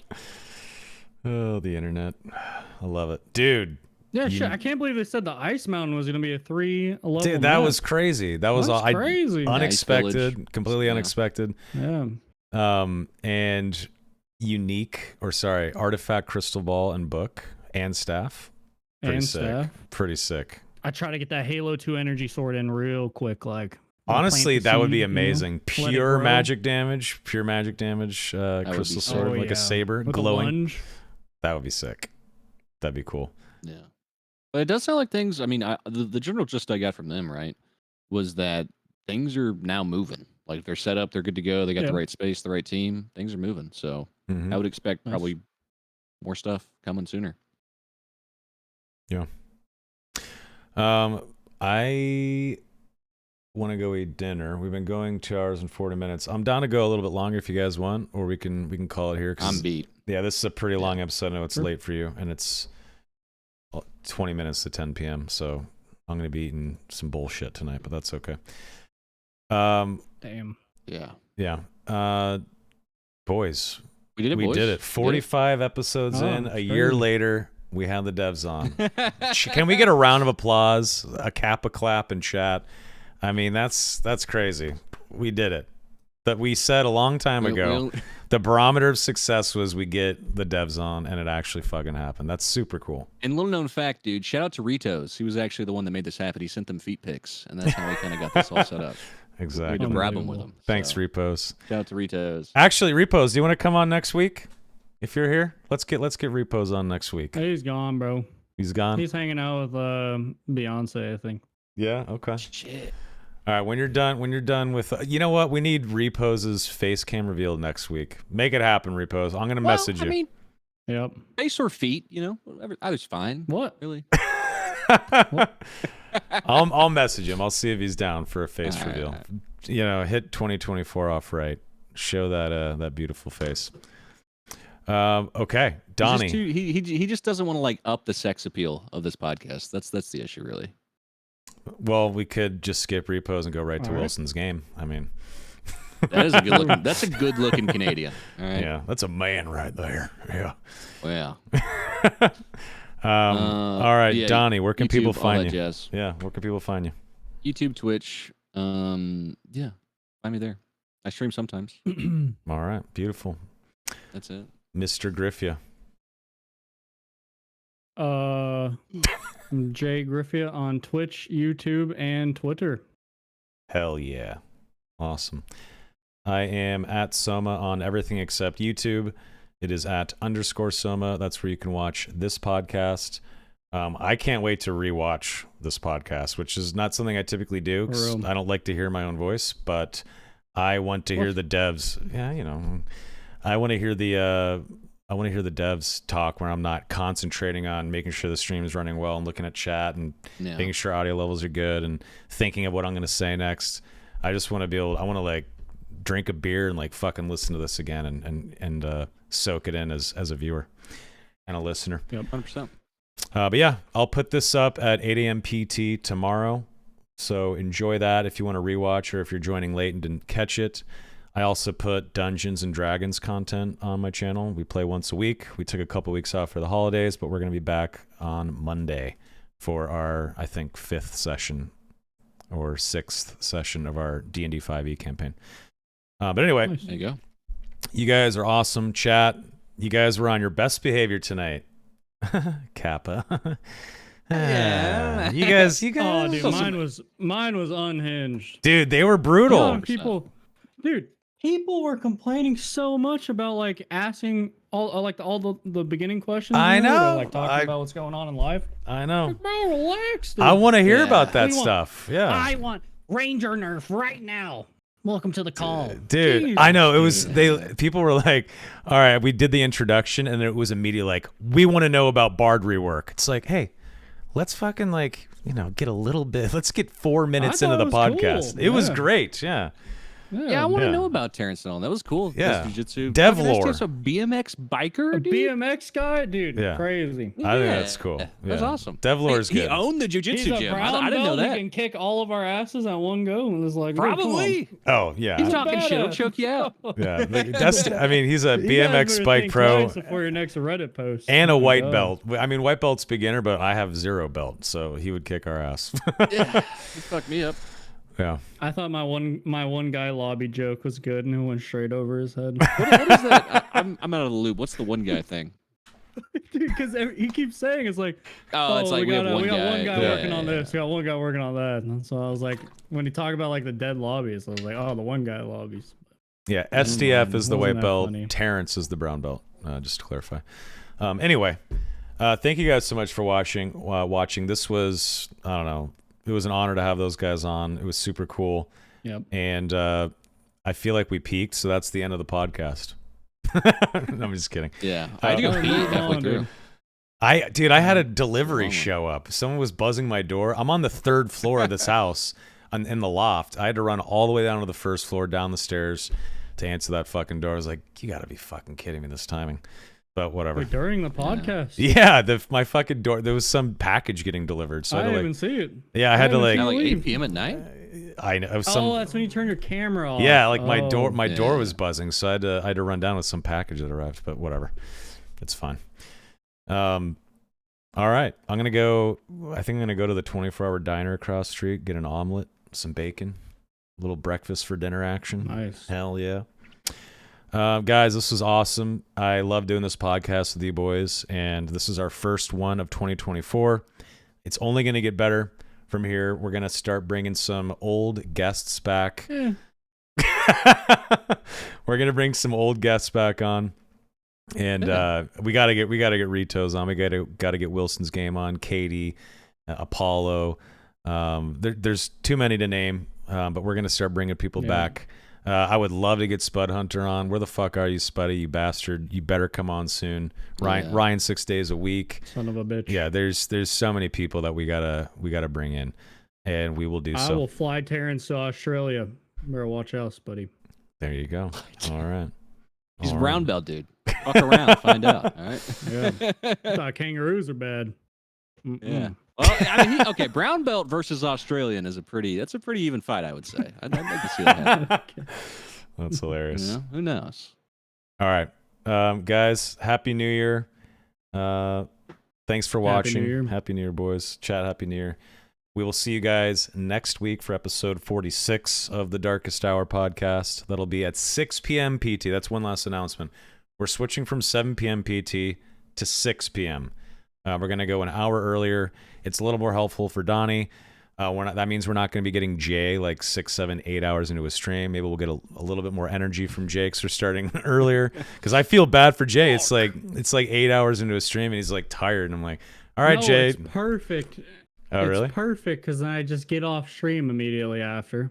All right, well, now I'm gonna have to stream. Now I have to pull some long ones on podcasts. You're welcome, chat. Right. You're welcome. You're welcome. See, I'm helping out, chat. Son of a bitch, dude. Yep. I enjoyed my short stream Tuesdays. Well, how long do you stream a day? What do you do, like 8, 9, 10 hours? Like, what's the normal stream for you? I aim for like at least 8. That's good. That's good hours. That's good. But yeah, 6 p.m. PT going forward, starting next week. We will see you guys then. Until then, peace out. Goodbye. Keep doing. Oh, I got it this time. Damn it. ASCII farts in chat, please. I was going to say the goodbye. Say it. Say it, Jay. Goodbye.